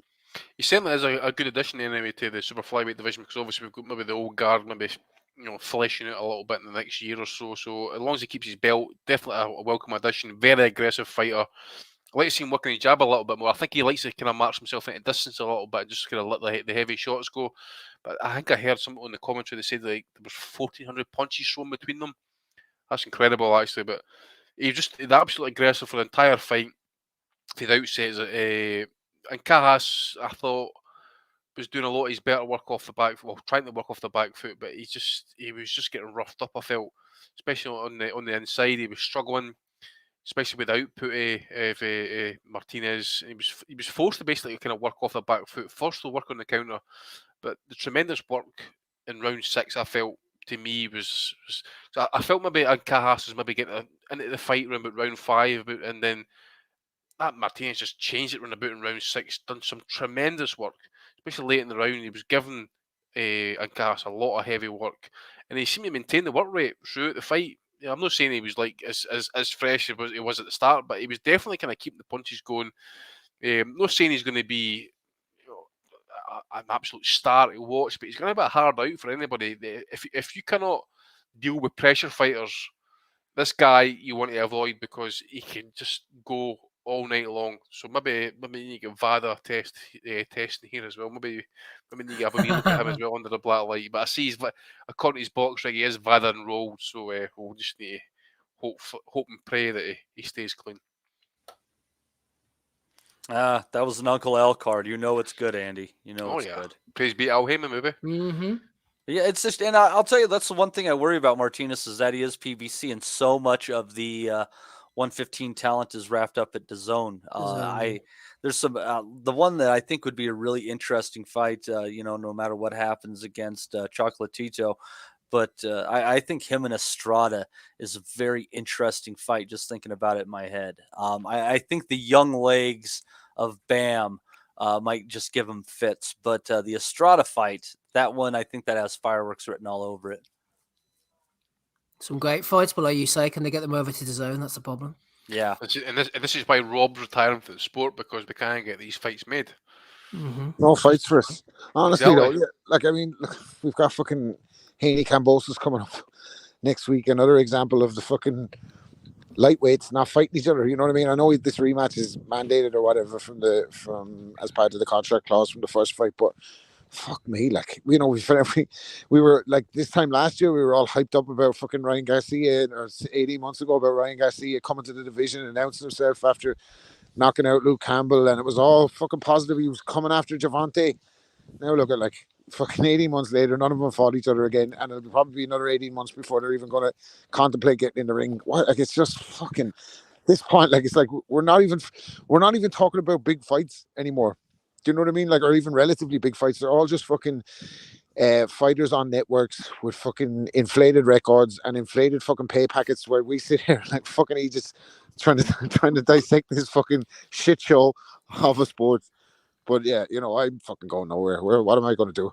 Well, Rob, if the men's section of the sport, if the men's section of the sport is bothering you so much, you can come over with me for Chicks with Dig on Saturday, so we can go more in depth on the great card coming up this Saturday that was postponed. And 2 of those fights are in the prediction league, where you're now 3 points down on Steve. Leonardo DiCaprio saying the Wolf of Wall Street, absolutely fucking not. I tell you what, I might come on and I might bring me missus as the co-host. For Chicks with Dig Insights. Oh, listen to Matty there. Woo, yeah. No, I'm just glad I wouldn't be talking to myself. I'm sure she gives some fucking thrilling insights, like the one she gave on the Conor Benn drug testing scenario. She said, "What's the crack? Why is everybody so up in arms about this fucking fight being off?" I said, "Well, one guy's after being popped for performance enhancing steroids. He's been allegedly taking testosterone, which is going to give him extra strength, and the other guy's been, has to come down to a dangerously low weight." And she said, "So he's trying to act a hard man, is he?" Simple, eh?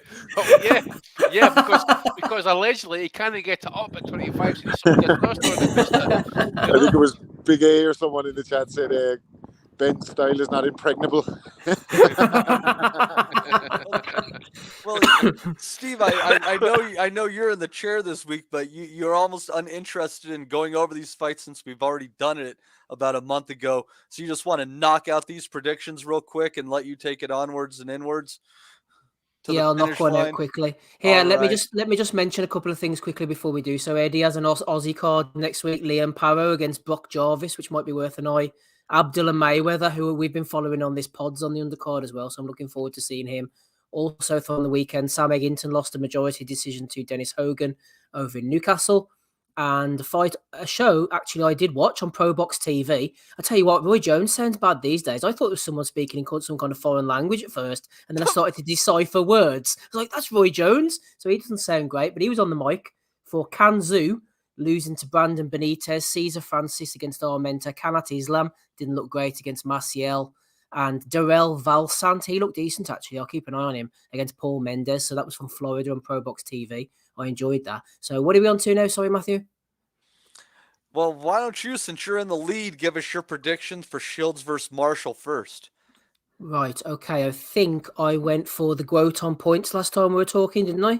I believe so. I think I did. I'm going to stick with that. Although I am wavering, I want to see Savannah Marshall win just for the banter, especially if she wins by a controversial close hometown decision. The Groat is going to go absolutely bonkers, so I'll definitely be around to see that. I don't think the Groat punches hard enough. Marshall seems like she's the banger. Marshall on points, I think, as well, is a good shout. I don't see the Groat getting stopped, but I think the Groat's extra quality will hopefully show for my prediction league anyway.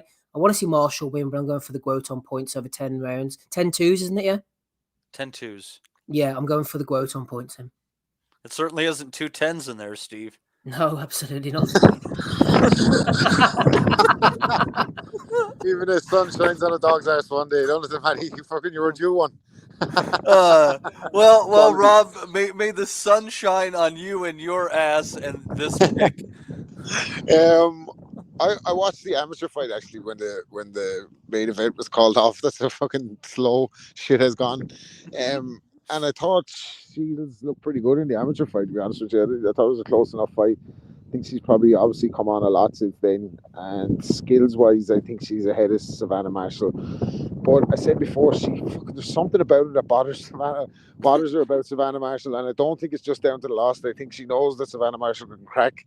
And when she sees her knock ones out and that, like, there's a bit of a fucking doubt there somewhere, and that's why she backs so much. I think she's protesting too much a lot of the time, the way she talks, but she's fucking bashing as well, and that's, she's all day on Twitter as well, isn't she? Like fucking giving out zingers left, right and center.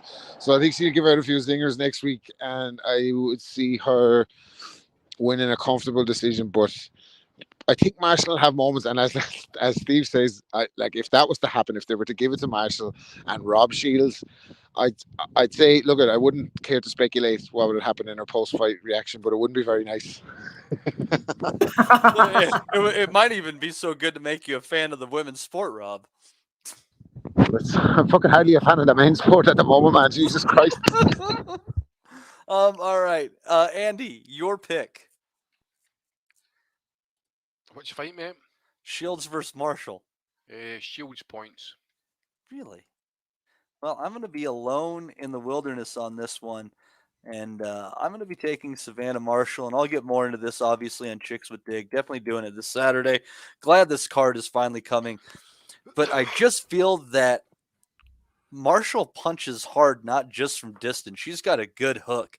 And the distance that Shields likes to fight at, Marshall's going to be able to pop with her, too. And I think there's going to be a moment in there where Savannah Marshall just takes away the confidence of Clarissa Shields and puts her on the back foot. And I don't think that she's going to be able to fight a negative fight and win. So I do think that's going to be a distance fight, but I'm going to go with Marshall on points. Marshall does seem to have got into her head, doesn't she? So the Guote, that might play into it. The Guote fights like a puncher, but she can't punch for shit. We all know that. And she's fighting a puncher. I mean, Yeah. it's flat out like we all know there's very few real punchers in the women's sport at this time, and Savannah Marshall is definitely among them. Also among them, Steve, on the undercard, you got Michaela Mayer and her fine boxing against Alicia Baumgartner and her good punching. What way are you going on this 130-pound unification? Wait. Are we not getting picks in this? Are me and Ozzy being left out of these prediction league picks? Do you want to get a pick in, even though Can I just say, even though Matty, it's mathematically pointless, I'm fine with it. No. Matty, can I just say something? It's not mathematically pointless because I'm actually part of the Patreon league, which is far superior to this league. And in the Patreon league, I am only behind Mr. Wellington. So technically second in the league here, as far as panel members go. That's a good point. There's a lot of fake leagues going on out there, to be honest with you. You guys are like the IBO to our WBC. This is painful. Well, anyway, nonetheless, feel free to get your pick in. I would love to hear your position. I don't have much to offer, but I do feel like Shields. Although I really want Savannah Marshall to win, I think the 2-minute rounds are going to prevent Savannah potentially from unleashing that power. And although it was Hannah Gabriel's managed to drop Shields once in the fight, and potentially if she can do it, then Savannah can do it. And I agree with you, Matty, about the range work, but I just think Shields will be too smart.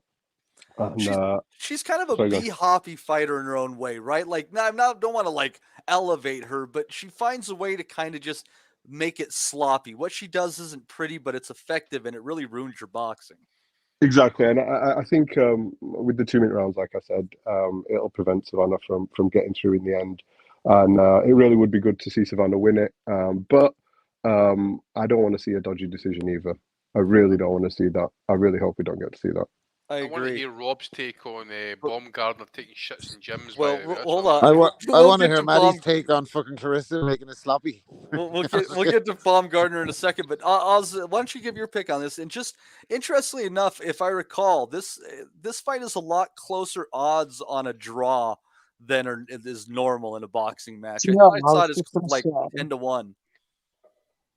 I actually think a draw is a distinct possibility in this. I'll just pull the price up now. Mind you, the price is usually 18-1, 16-1 in these fights. Draw is 14's best price in the UK. And interestingly, Savannah Marshall was the favourite a couple of weeks ago. Well, 3 weeks ago, 4 weeks ago, whenever it was when the Queen died. And they called the fight off. Mm-hmm. In UK odds now, they're both basically just over even money, 11-10. So this is as good as a pick'em fight as you'll ever get, I think. Well, for this year anyway. Sorry, close.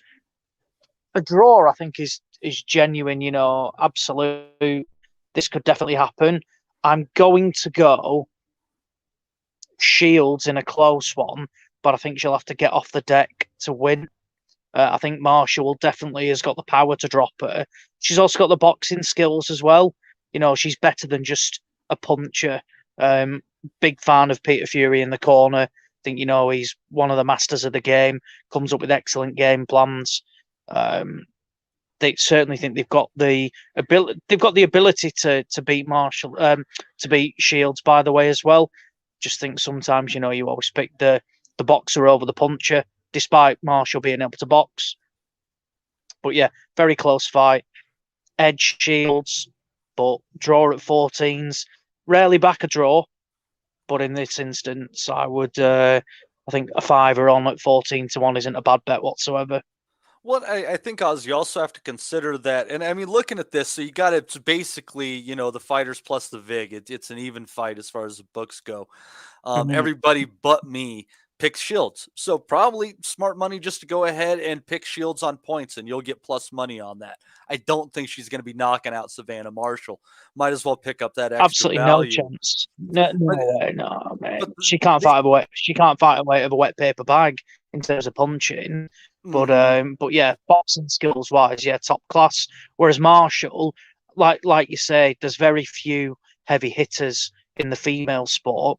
I'd argue she's the heaviest puncher in the female sport, Savannah Marshall. It's rare you watch a fight of hers and she doesn't knock an opponent out. So yeah, it's going to be close.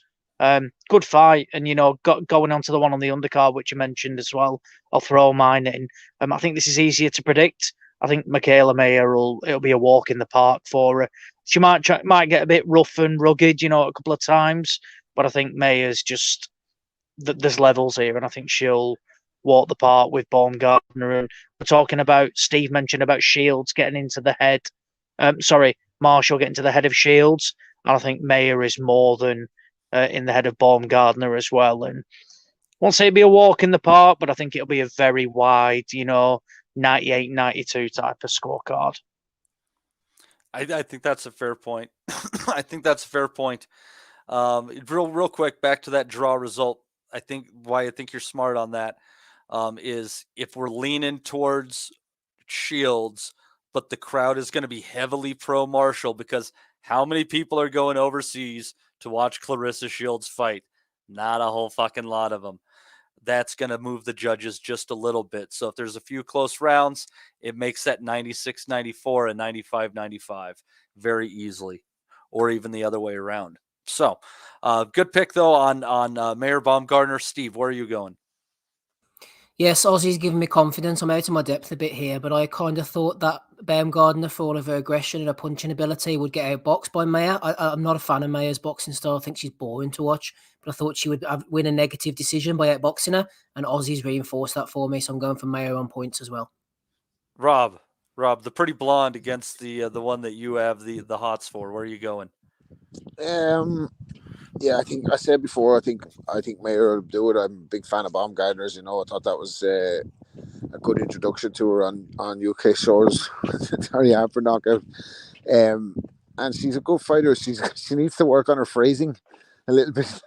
She was eating someone's ass last week. She's taking a shit in the gym this week. So she's fucking. She needs to work on some of her delivery. But I think How that do you know it's not true? How do you know the phrasing was off at all? Well, Robert used that shit for toothpaste, man. Didn't you worry about that? Yeah, but I thought you were supposed to be threatening your opponent, not fucking promising her. Anyway, the fact is, I think Mayer's just a little bit more skilled. But I think Baumgartner will have a right goal. I think she'll have a right goal, be a good tear up, and I'd like to see her win it. But I think Mayer on points. All right, Andy, where are you going? Mayer points, mate. And where are you going? Are you with everybody else on this one? He's going home. He went home. Yeah, Matty, while you're on women's boxing, actually, by the way, Monique Bovino is fighting next weekend. I think she's from Australia. This is Monique. She's the latest in the EBS category. But the reason why I bring this up, well, there's many reasons. This was liked by the doctor, Joseph Ajao. Well, why not? I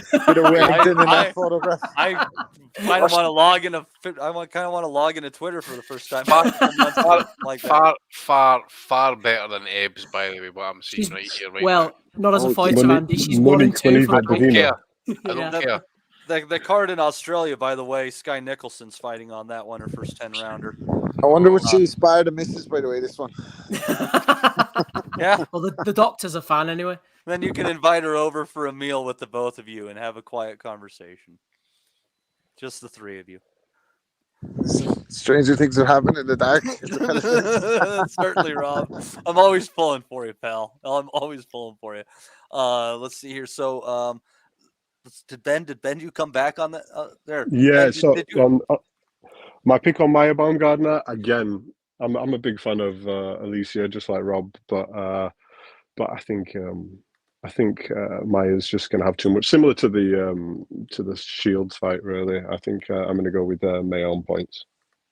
Sorry, Danny Young said good heavy bags.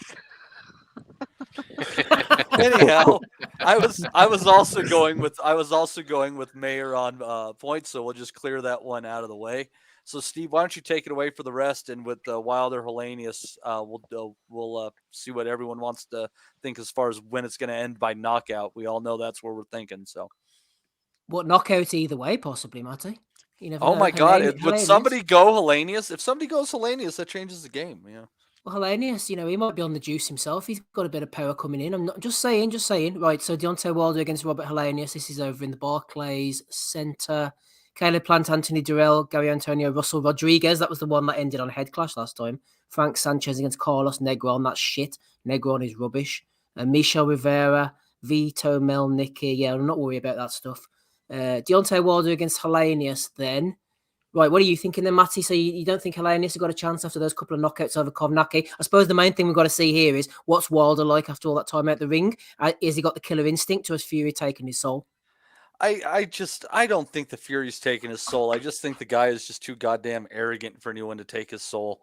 There's something about him, and he's just going to be the way he is. Still with Malik Scott, blackest team in boxing. They're kicking ass. I thought obviously the third fight, even though he didn't get, he lost by knockout. And I think that was his best performance of the three fights, admirably wobbling around and still landing bombs.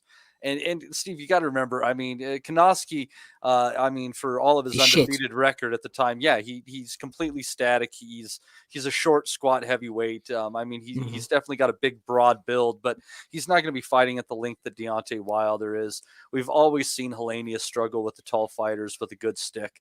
So I just think that obviously, unless somebody disagrees, I think it's going to be I think we're all knockouts for Wilder all the way around, and we're just talking rounds.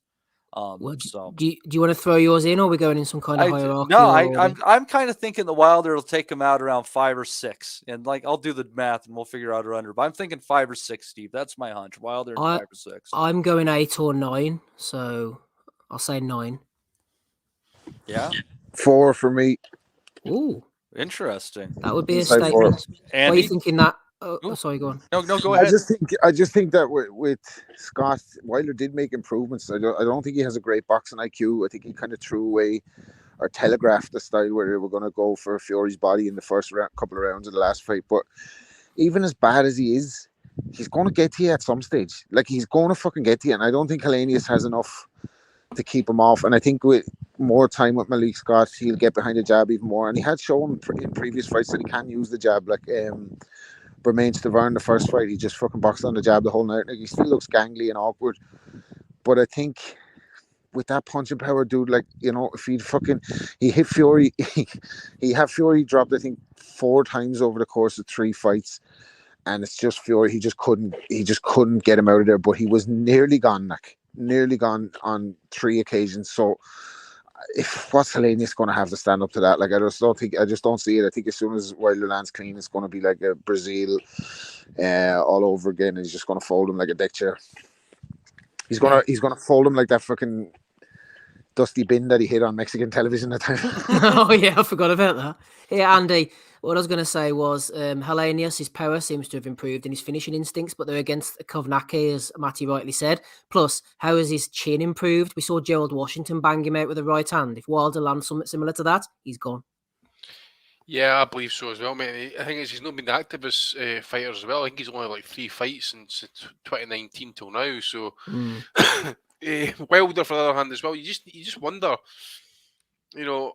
how's he going to come back in terms of mentality, physicality as well? Has he washed I'd imagine he's maybe kind of like want to take a few rounds to kind of ease himself back into it as well.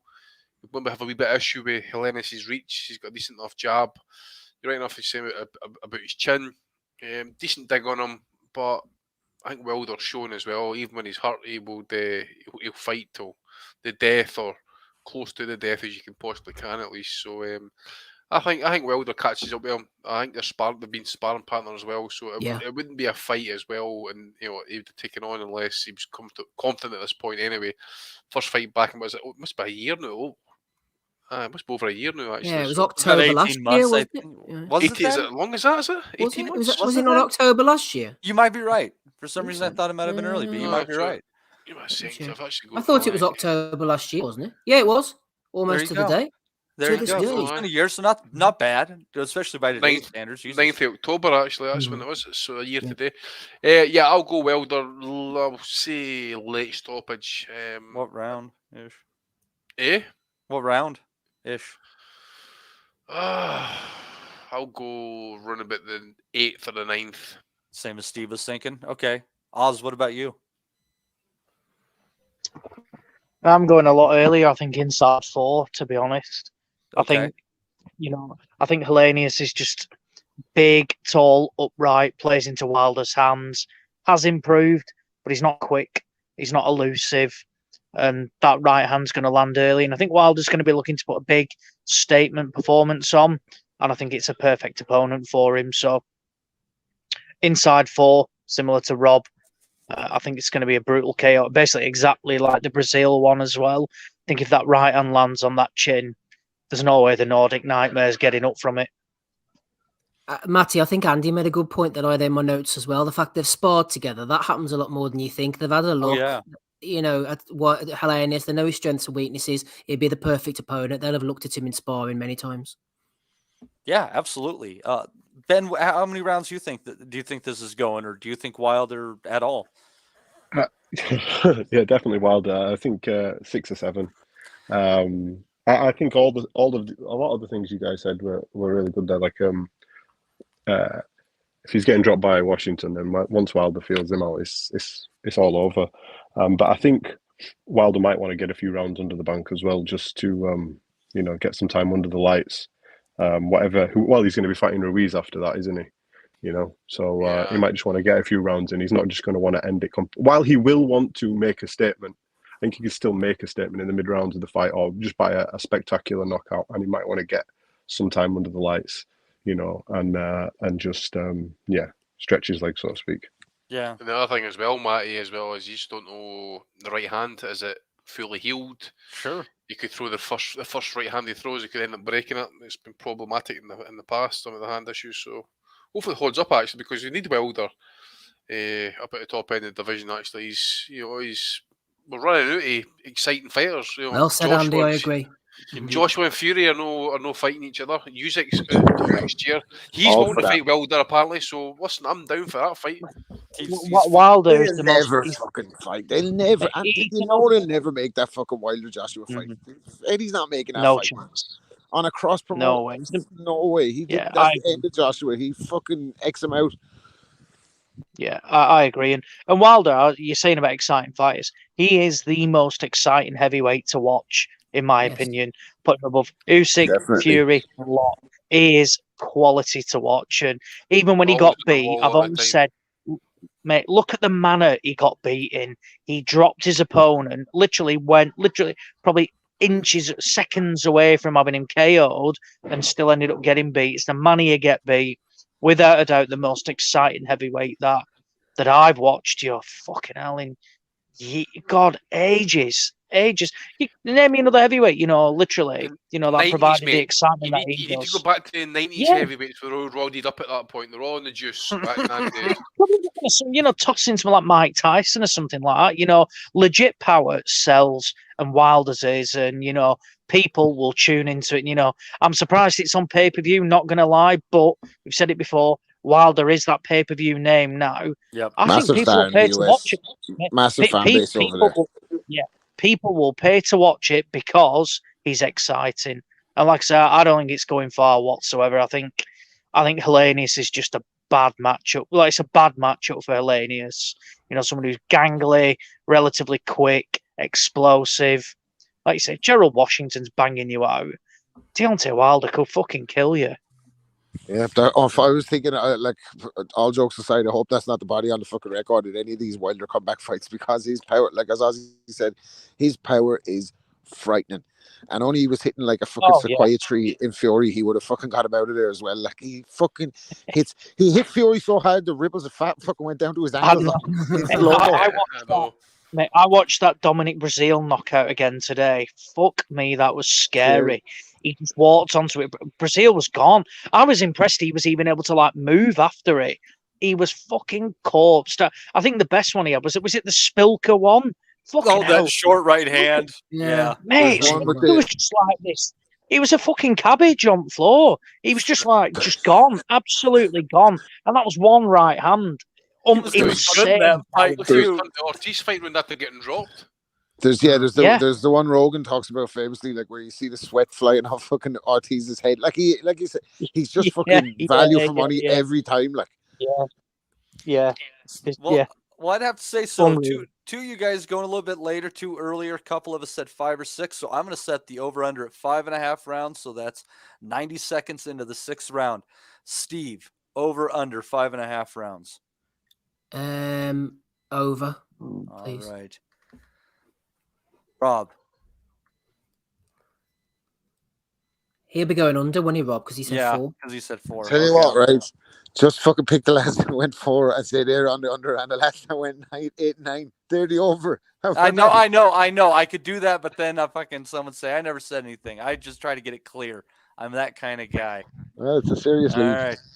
He's doing his best, Rob. That's what Conor Benn and Eddie Hearn wants. They want that clear fucking. So Andy is over. Andy is over. I'm over, yeah. Okay. And I am going to go. God, I'm in the rough one there. I'm going to go. You're under. in the rough, mate. Yep, I'm going to go under. Right. And where would you go on that one? You're with me in the 5 and 6, I think. What was it into the 6th round, Matty? 90 seconds into the 6th round. Would you go over or under that? I was saying 6 or 7, 90 seconds into the 6th round. I'll go over. This is the moment, Ben, when you're actually watching the fight in the 6th round and the Helenius gets hurt and you're like, survive, you cunt! Survive! Oh, we had that, Andy. What fight was that? We were watching Andy when that happened to us. Wasn't it Joe Joyce or something like that? No, it wasn't Joe Joyce, mate. I think it was a fight for America. And I was raging. I was like, survive! I'm supposed to fucking survive here. There's been a couple like that. I usually end up on the good end of those with you guys. I enjoy it. So I had fucking Floyd to stop McGregor in the 10th. He looked like he was going to knock him out in the 9th. I was like, will you hold on, you fucking Dublin passenger? Come on. Survive. I can always remember having money on a fight. I forget what it was actually, but it was one of these fights. I can remember just screaming at the fucking computer this night, fucking survive, you cunt, survive. Get knocked out in the 3rd round. I'm like, you're a fucking dick. It made me Juan Manuel Lopez, actually. That's who it was. The fucking cunt could actually fight, but then he get chinned. You're like, oh no. Man, who's texting me now? Steve, was there anything? I know Cambosos and Haney, but man, what else was there? Yeah, there's Cambosos, Haney. I can take us through that very briefly if you want. Of course. Isn't the DAZN card on the weekend as well? I mentioned that against Brock Jarvis. That's the Abdullah Mayweather one I mentioned. Eddie's actually putting I wouldn't say put a lot of money in him, but I watched him on that the night that Garcia got beat off the Spaniard. Right, that guy is not what he's getting made out to be. He's another fucking strongman G glorified. He's Jarvis. Jarvis. Oh, he's exciting, but isn't he? Chinny as fuck though, mate. Yeah, that's he is. Oh, he is. Yeah, definitely. Look at if you're on DAZN, there's no fucking predictions for you. There's no fights and pay-per-views for you either, baby. Even Ed. Well, here, Andy, stick with you quickly from Haney against Cambosos. I'm trying to look for positives with this. I mean, I will end up watching it, but I'm thinking to myself, the fact that they they had to have the rematch. It was built into the contract to actually make the fight happen, to move the division forward. Is this rematch a price we have to pay for moving the lightweight division forward, do you think? No, it's not, mate, because how often the heavyweight division has been stagnated and held up because of rematch clauses thanks to Eddie Hearn and co. But I do expect Cambosos to put up a better performance, at least compared to the last one. He needs to make Haney use more just his jab and his right hand. I know people shout on his performance, but if Haney can get through a fight just using the jab and the right hand, then that's what he needs to fucking do. But Cambosos needs to up his game. He can't be using this fucking Jedi mind tricks and, you know, all this shite that he was coming out with, missing weight and having to kind of boil it off. He needs to fucking come in here fully fit, fully focused, forget about the homecoming, forget about your fighting at home and get to fucking work, because he was listless in that last fight. He needs to be on the front foot, basically get in fucking Haney's chest and get him like a Duran against Leonard, basically. Get him on the ropes and get him fucking there and keep him there. If he can't do that, or even keep him there at some, you know, for a period of time, I just can't see past Haney again on points. But I think it might be slightly tighter on the cards this time. So I do expect Cambosos to be slightly better than he was in the last fight. Well, that's the thing, Matty. I was going to say to you, Cambosos, I thought, was soundly outbeaten in the first fight. He was lacking ideas and did terribly. Yet somehow the judges contrived to have the scores 8-4 on two of the cards, which I thought was ridiculous. I didn't see him winning as many rounds as that. So if he can do a little bit better, does that mean that we could see something a lot closer on the scorecards, or should we just throw that out and say it's a new set of judges, it's a different fight now? God, that's a good question, Steve. And I guess for me, what the real question going with that is can Cambosos do a little bit better, or is Haney going to do a little bit better? And I have a feeling if Haney does a little bit better than he did before, he's going to end up finding a way to stop Cambosos. I know he's not a big hitter, but he's going to be, to do any better than he did before, I mean, he's going to be absolutely lighting him up, right? Because he did everything but follow up. I mean, there are plenty of opportunities. But I mean, if Cambosos, he just has to make it look. He just has to. To get the crowd's reaction, he just has to make it look like he's doing better. He doesn't even necessarily have to land, hit arms, hit shoulders, hit the gloves. Just be active, and that's what he didn't do. Is he allowed Haney to completely kill his activity level? And I think. If he's going to have a chance in this fight, he's going to have to kind of take a play from the playbook of fellow Greek-Australian Michael Katsidis, and he's just going to have to go in there and work and throw short, accurate punches inside of his opponent's reach, and that's going to be his opportunity in this one. Otherwise, I think he's going to be just end up being known as a kind of a one-win story, not much beyond that. That's the problem, though, Rob. Even if he can get inside, when Haney grabs hold of you with those tentacles, the Dr. FMG says Cambosos learned more from the last fight than Haney. I would agree with that, but can he actually technically implement those changes? Is he capable? Well, this is the thing. Like, Andy summed it up perfectly. Like, I think there's a touch of the Andy Ruiz's about Cambosos. He came in overweight. He's on Joe Rogan. Joe Rogan is the curse of fucking don't win your title and then go on Rogan, man, because you're going to lose it. You know what I mean? I think these fellas, obviously they have to build their brand and sponsorships and fucking generate their fucking public image and all that and make as much money as they can. That's part of it. I understand, like, but I think some of them are keen to get there, and when they get there they enjoy it a bit too much. Like, this fella is a fucking celebrity. He's coming home and then he's talking like he's doing this fake McGregor shtick in the fucking press conference. It just wasn't getting to Haney in the slightest. Like, he was calm and collected throughout the whole build up. He was sleeping during it, wasn't he? He was like, "Oh, yeah, he was just laughing at him. He's like, yeah, exactly. It's not It's not even funny. It's not even threatening me. It's not even hassling me, mate. Just chill. Just get on with it." Shitty intensity, like. So I think in order for him to have success in the fight, he's going to have to go the route of another great Greek Australian in Ange Postecoglou and never stop. So he's going to have to get the combinations going. I actually think as you know, I do a lot of watching tape. It's unrivaled work, really, the stuff that I do in terms of watching these fighters and breaking them down. But I do think that Haney is vulnerable on the angles. I think he's brilliant, straight up and down fighter. I think he's got brilliant fundamentals, and I thought he looked really good in the last fight, and he controlled it. He was never in trouble. So I think Cambosos has it in him to make an adjustment, and I think they're going to come with a game plan to try and box Haney on the angles. And to do that, he's going to have to be able to let combinations ring off, and I just don't see it. I just don't see him having enough. And I think Haney probably now, as legit world champion, I think he's got a fucking a weight off his shoulders with everything that was coming with the Gmail champion tag and all that. And he took the title well, in fairness to him, when he got his opportunity. So I think he'll actually win wider the second time. So I think he might even stop him.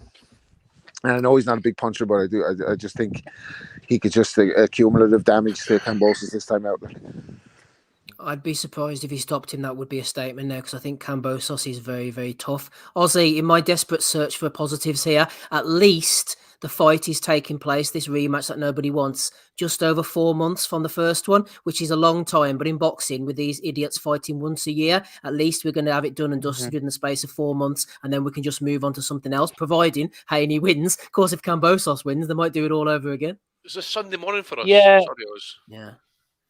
No, it's all right. I think it is Sunday morning. Yes. Is it? Right. But I need to double. Yeah, I think so. Yeah, but yeah, I guess that's the only positive. Really, it's a quick turnaround. Understandably, really, no injuries.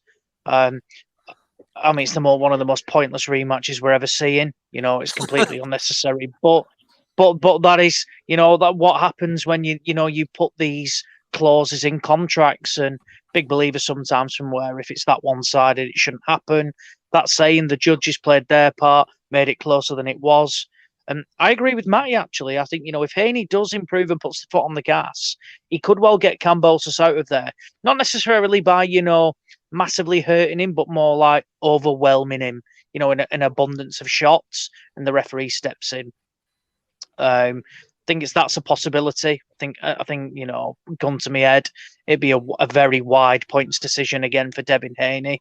I go as far as saying that Cambosos probably won't even win a round. He wasn't in the first fight. Haney's levels above. I don't even think he'll give him the courtesy of giving him a couple of rounds either. I think Haney, to make a statement, will be looking to get him out of there. But yeah, like you say, the only positive is it's happening soon after. Let's get it out the way, and then Haney can move on should he win, which I think he will do. Mm-hmm. Ben, finally with you, this is one of the all-time pointless rematches, one that sticks in my head for some reason. Late 2008, Chad Dawson completely outboxed Antonio Tarver, and for some bizarre reason, 8 months later, they went over it again, and the scorecards were nearly exactly identical. That one sticks in my head, Andy, for some reason. Why on earth they ran that fight back, I do not know. Sad Chad Dawson, man. I like Dawson, man. I thought he was good. He was good, mate. He was a good boxer, but yeah, come on, it was. I don't know why they had that rematch for whatever reason. It was a carbon copy of the first fight, but basically, Ben, Cambosos Haney could be the exact same thing. Dawson fought with no urgency. Fuck you. God damn it. I think you're spot on there, Steve. But like Ozzy said, it's these contractual obligations and these parts of the business, and some people would like to see them removed, but I doubt that'll happen, unfortunately. I think I've known, well, not known, but I've spoken to George quite a bit. Steve, you interviewed him for me years ago. Do you remember? Yeah, many years ago, before anybody knew who he was. And I think really to get where he's done fantastically well. I don't think anyone predicted he would even get past Lee Selby, let alone go on and beat Tiafimo and end up fighting Devin Haney. So yeah, I think he's overachieved already. But I see it being pretty much a shutout as well. And I agree with Matty. Like if Devin puts it on him, there's no reason why the referee can't wave it off. So yeah, shutout for Devin Haney for me. Thank you very much, Ben. I think that is all of them. We had all the predictions, Matty, for the league, didn't we? Yes, sir. Excellent stuff. Well, there you go. I think we'll just tidy it up and tie it up for the evening. Matty will be in the hot seat next weekend when we go over the Haney Cambosos fight, which will be fresh in our minds from that afternoon, that morning. Also, Wilder Helenius. And I'm actually looking forward to the quote against Savannah Marshall. Do you want to give a plug for Chicks with Dig? Matty, when's that going to take place, do you estimate? Let's see here. So that is going to be on at 11 o'clock Eastern time on Saturday. So that will be just a couple hours before the start of the Marshall Shields card. There you go. Join Matty for that one. And thank you to everybody who's joined us this evening. We've had a good one. The old 3 hours, 20 minutes. Don't forget to hit a like afterwards or subscribe if you haven't already. If you're enjoying what we're putting out there, you've stuck with us for this long. Cameron B, shout out to him, threw in 2 super chats this evening. So did Slappy Gilmore, Danny Young, Ryan Deal, Joe Burns, and the Dr. FMG. Thank you to all of them. Also, a very quick shout out to our Patreons. We had Ryan Preston join us this week over on patreon.com/Boxing Asylum. And the North Carolina assassin, Justin, increased his pledge. So thank you very much to him. Thank you also to Andy, who's been on tonight, Matty, Rapping Rob Kelly, Ozzy Smith calling in from Greece, and Ben as well, who's called in from ID Boxing. Go and give them a follow. I've been Steve Wellings. We'll catch you all again. Smido too. Smido too, yeah, forgot all about Smido, the casual, with his 10-minute appearance. Thank you very much to you as well, Smido, and thank you to everybody in the chat. You've had a great time. I'll be back same time, same place, not the same time. We'll be back at 8 o'clock next weekend. We love you all. I've been Steve Wellings. Let me quickly scramble as fast as I can for the outro clip. Here it is. Bye. Evening. We'll never forget. I think that's good happening. Go to animals! We want to be honest, yeah? Crying like a little bitch. I've never met a fucking swank that can fight me. I fell asleep. I fell asleep. You're a fucking bum, you're a fucking asshole. Rumple fucking stiltskin. But allegedly, Oscar Rivas has failed a test. 7-year ain't. 7-year ain't. I will fucking smash fucking you. I hope you fucking die. Be safe. I love Boxing Asylum. It's as simple as that.